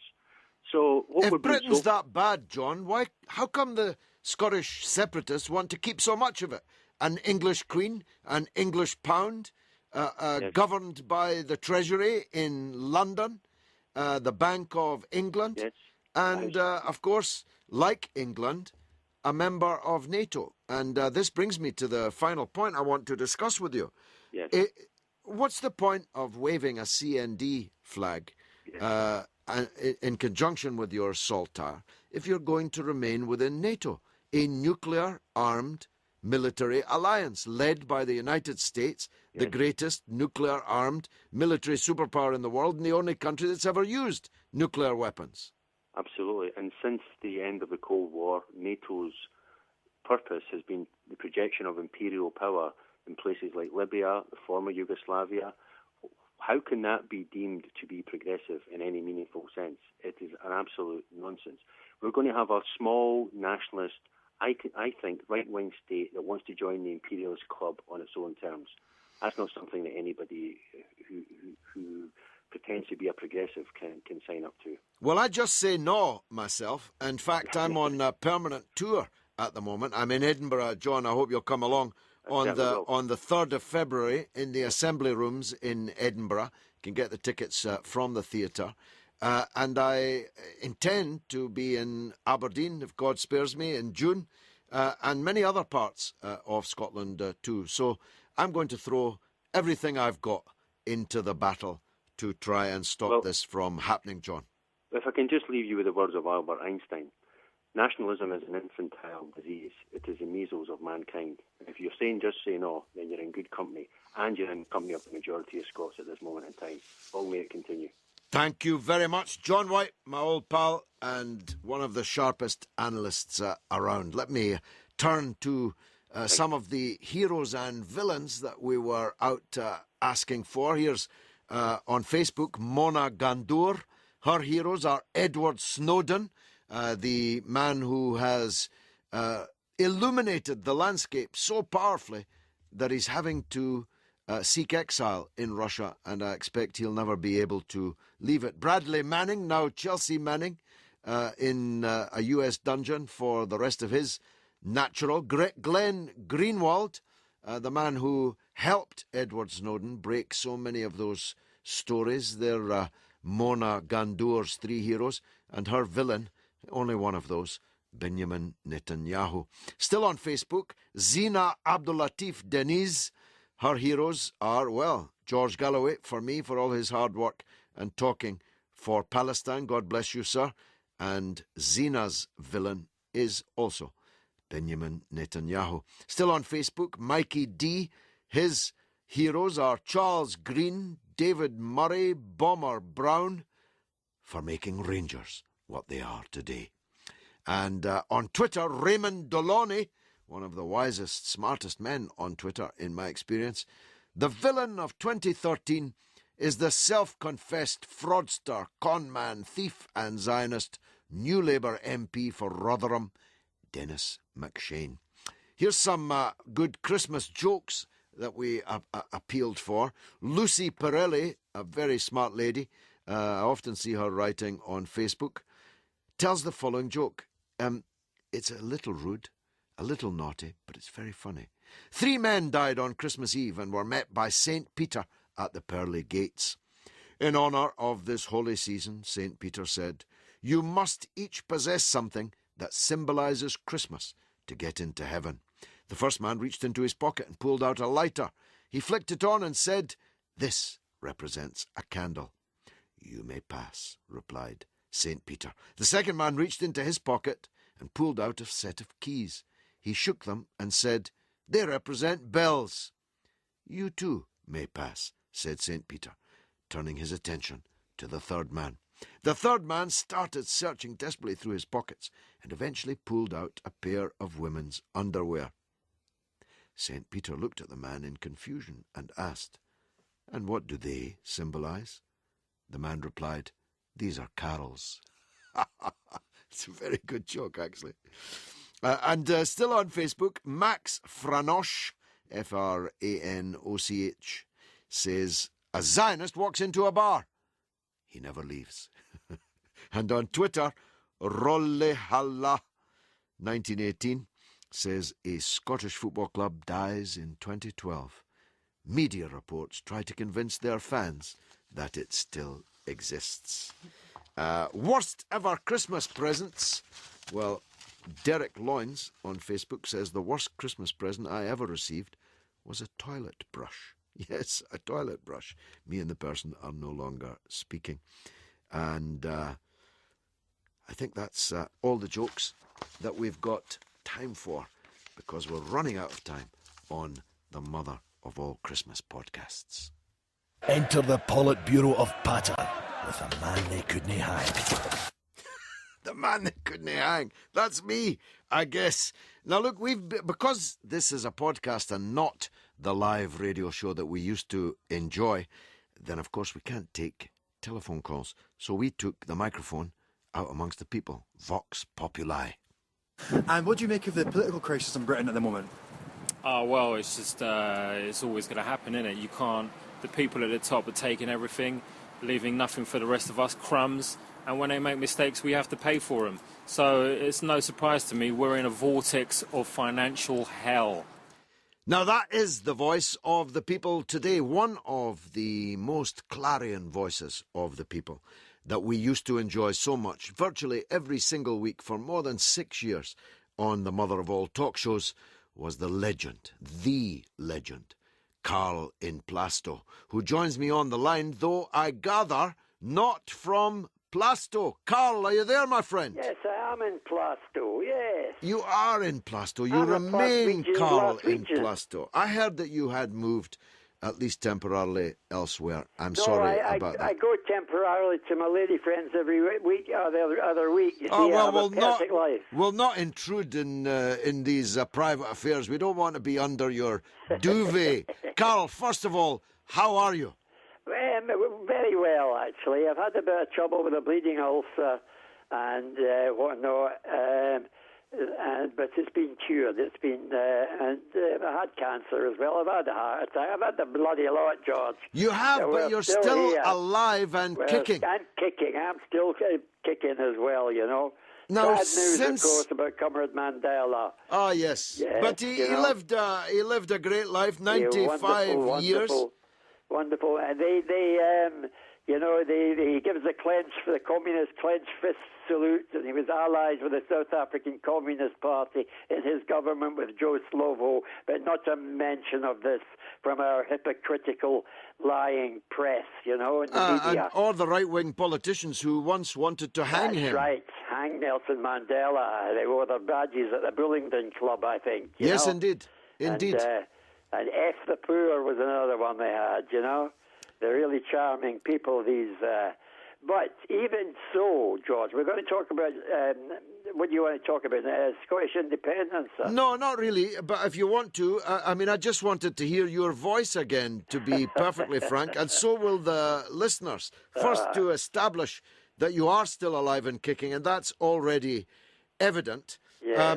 But also to say that one of the purposes of this broadcast is to lay the foundation for the launch next year of a radio station of our own, because TalkSport has gone for us. I mean, God bless it. It gave us a great platform for a very, very long time, and we wish it well. But of course, it's sport now, not talk.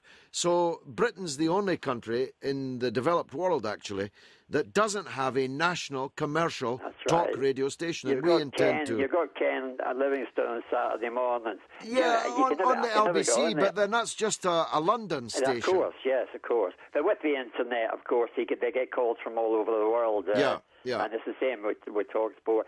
But they could at least give a little bit of current affairs, a break from the politics, from the football Well, I mean, you know. football's important, but it's not Yes, it that is. And important. it's one of the reasons I think that there is no need for Scottish independence, because we have our own football team, you know. We have our own education system, which has been there for 400 years. And our own parliament, and our own parliament legal now system. as well. And since it was James I we took over England.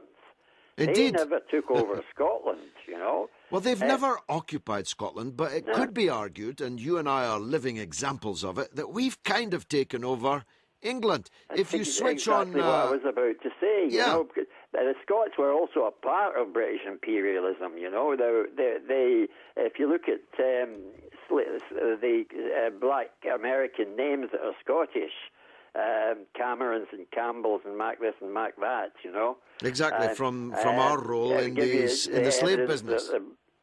Black people with Scottish like Cameron and Campbell, and even Tory boy Cameron must have had ancestors with tartan blood somewhere along the line. He must have.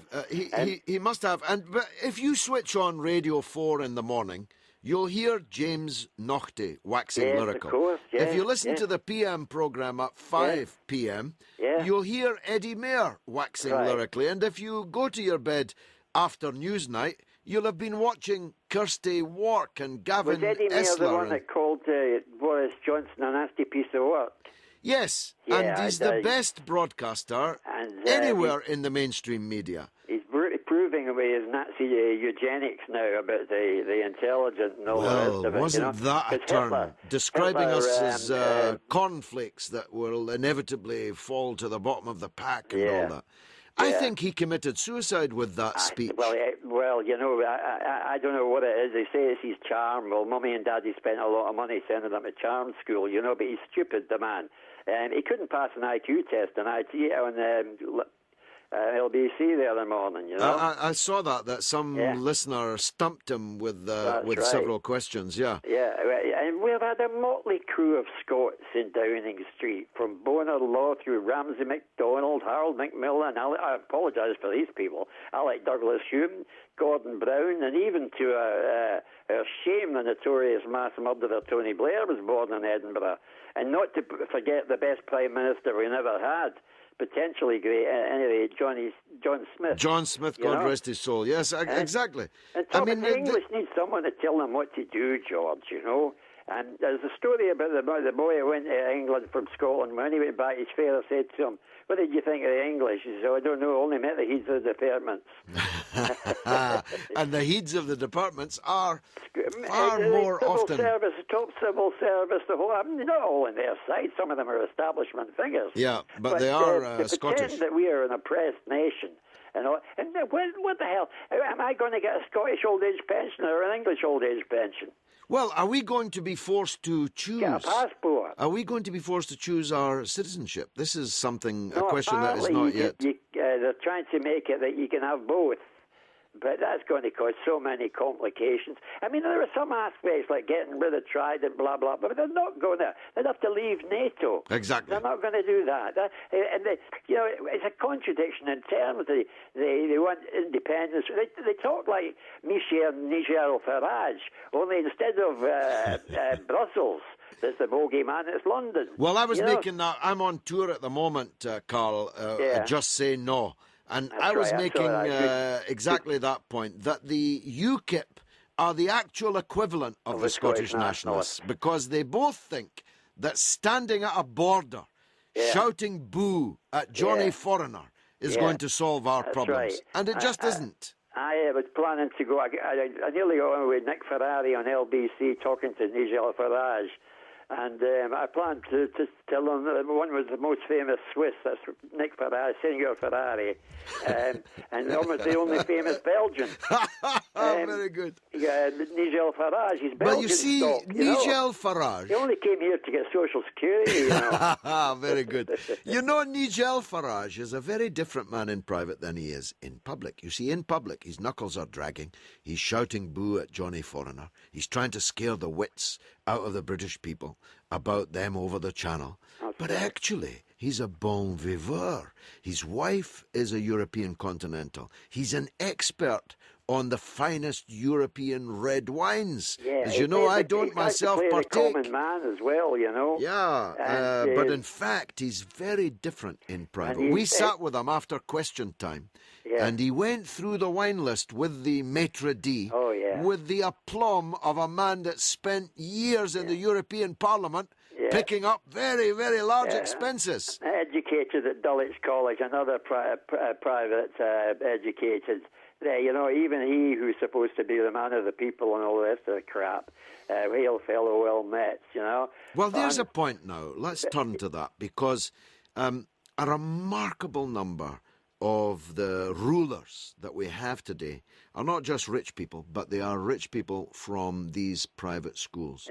Now, just for the listeners that are listening to you for the first time, and it won't, I assure you, be the last, if you can hang on in there, Carl, till we get this station, you'll have your own show on it. But for the time being, just because regular listeners will know all this, but I think it's worth rehearsing. To say you came from the school of hard knocks is a real understatement. Tell us where you've been this last 30 years. I've been sober the last 30 years. Yes, I stopped drinking when I was 40. That's getting on for 40 years ago now, you know. And before that, you were where? You were on the street. You were living on the street. I lived on the streets for 10 years, yes. Living on my wits, basically, for what they are. I never got any social security, because you had to have a fixed address and all that. You might get £4 when you came out the neck, but you went straight to Covent Garden and spent that on the booze anyway, you know, when you came out of jail. I was in and out of jail like a yo-yo, and mental hospitals. I've had full-scale DTs. I've gone as low as you can go, surgical spirits, methylated spirits. But that's the paradox about alcoholism, if I may digress slightly, you know, that the worse you are, the more likely you are to recover. Because you've got to get to the end, basically, the pits, when you've got nothing absolutely to lose. And I went to AA in spite of the supposed religious connections, you know, but it's not that. It just believes in a power greater than yourself. And I believe my unconscious mind is that power greater than myself. The penny dropped eventually, because with alcoholism, you know you're an alcoholic, you can't deny it, but your unconscious mind tells you it's rewarding when it's no longer rewarding. But once the penny drops, and it did with me almost clearly, almost in a day, the penny dropped. This was punishing, not rewarding, you know. And as I say, I've been nearly 40 years without a drop of drink. That's just a fantastic story. My joy is unconfined, I promise you, speaking with you again. Thanks for joining us on the Mother of All Christmas podcast. Thank you for having me, George. And we're going to have you, and I know you're going to be there on the new radio station when we can I'll launch need to learn about the internet to find out about this podcast business. 99p. I'm being bloody reminded. I haven't even started yet. 99p, but it will be free to you. We'll just make sure that you know how to access it. Carl in Plasto. Always, you'll forever be Carl the legend in Plasto. Thank you very much, George. Thanks very much, Carl. Bye-bye. Bye, son. Hello, Tony Blair here, just dashing off to pick up a cheque and sort out the Middle East problem. But I thought I'd just give a quick plug to the special relationship between me and George Galloway. I can't stand the man. And the feeling is entirely mutual. Now, I hope that the highlight of my year will include the release of the blockbuster feature-length, cinema release, global documentary film, The Killings of Tony Blair. Will be packing them in cinemas all over the world. At least that's my plan. I have felt for some years now that somebody had to stop Tony Blair, whose rise has seemed inexorable, at least if you measure things in material terms. Since being chased out of office in Downing Street, although not before receiving a blood and tear-spattered farewell from his fellows in the House of Commons, with very, very few exceptions, has been amazing. He has earned tens of millions of pounds. He has stopped the traffic, in the words of one of his aides, all over the world. He is the advisor to more foreign governments than you can shake a stick at. He is the consultant and otherwise employee of corporations, some of them so grisly I can hardly bear to name them. He is a London taxi cab for hire from any corporation, any foreign potentate who'll flag him down and offer him a cheque. This film is already underway. Interviews have begun, research is copious, and we hope at least to have him fired as the peace envoy for the Middle East, and not since Caligula appointed his own horse as a proconsul of Rome has there been a more inappropriate appointment than that of Tony Blair as the peace envoy to the Middle East, dripping as he is in the blood of peoples throughout the Middle East. We hope to have him sacked. We hope to make his reputation so toxic that no one will want to hire him. And ultimately, we want to see him in the dock at The Hague on charges of war crimes, crimes against humanity, and crimes against the British people. The name of the film is chosen thus. It's not me killing Tony Blair, although probably a lot of people would pay to see that movie. It's about the killings of Tony Blair, the killing of the Labour Party that the country depended on, the working people in the land depended on for the best part of 100 years, the killing of 1 million people plus in Iraq and Afghanistan and elsewhere, and the financial killing that he's been making out of the previous 2 killings. We have funded, as we discussed earlier with Max and Stacey, we have funded this film by a novel mechanism called crowdfunding. And that idea was brought to me by the Assistant Director of the killings of Tony Blair, Greg Ward. Greg, thanks very much for joining us.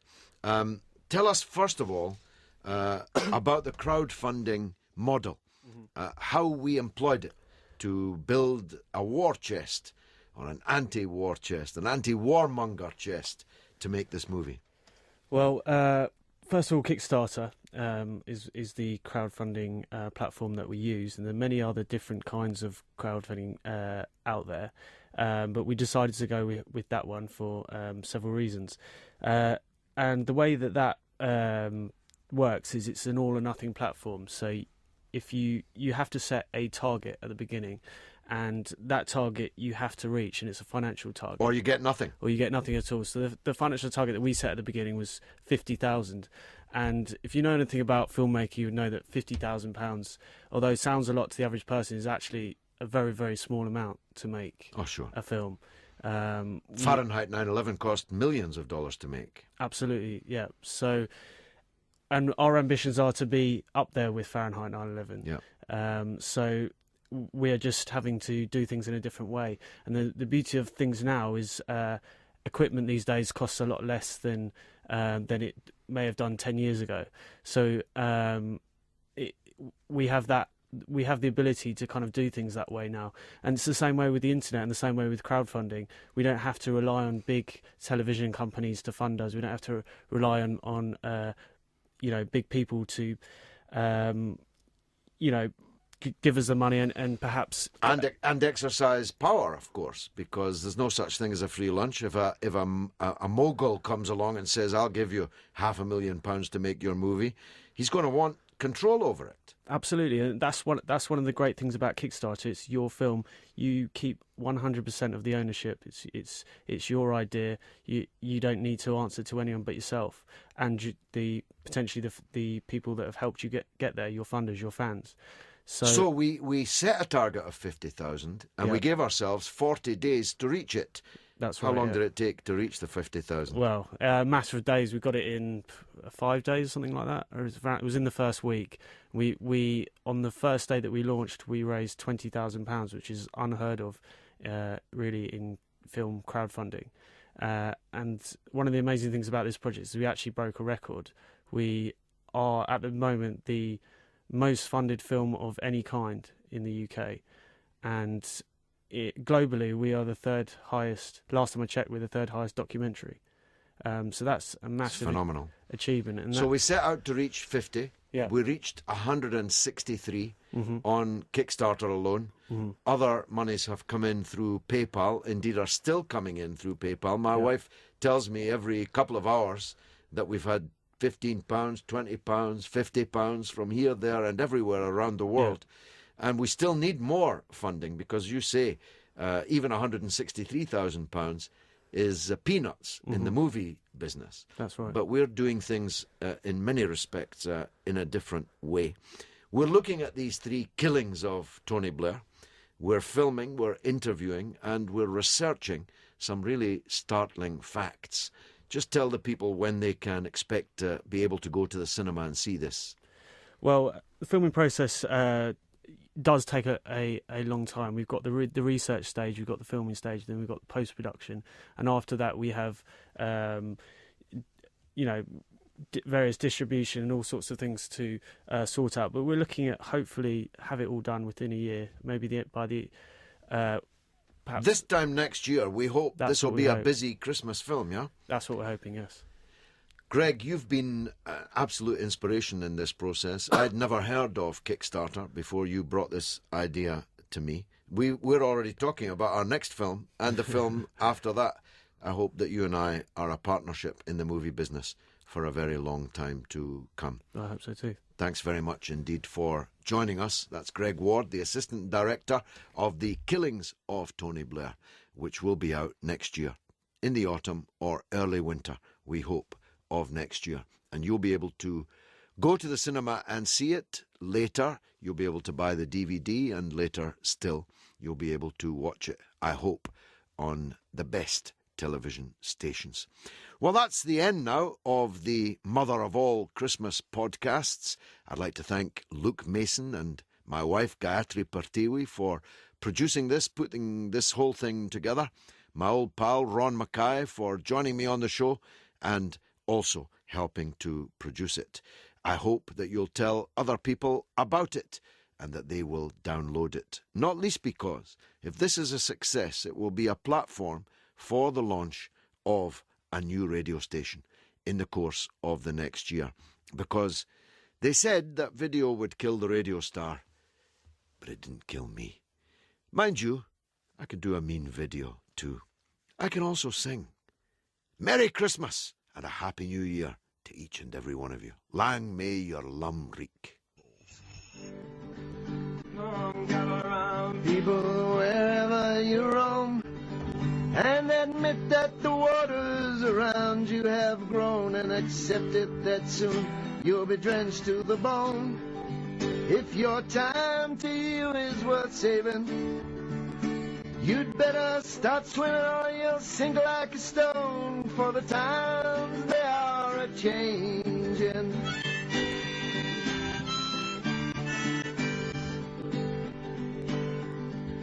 Come writers and critics who prophesize with your pen, and keep your eyes wide, the chance won't come again.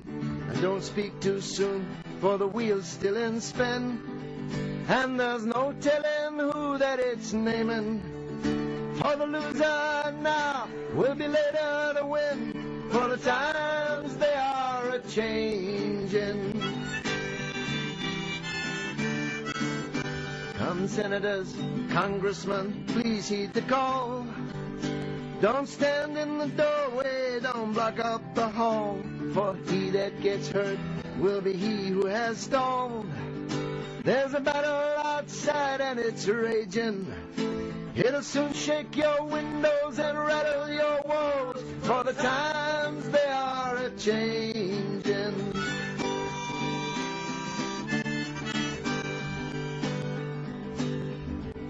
Come mothers and fathers throughout the land, and don't criticize what you can understand. Your sons and your daughters are beyond your command.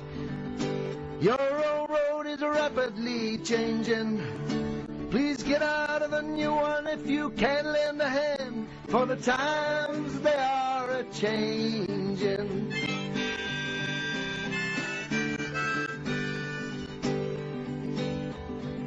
The line it is drawn, the curse it is cast.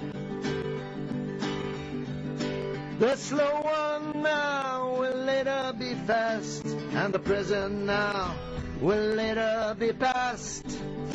The order is rapidly fading, and the first one now will later be last, for the times they are a-changing.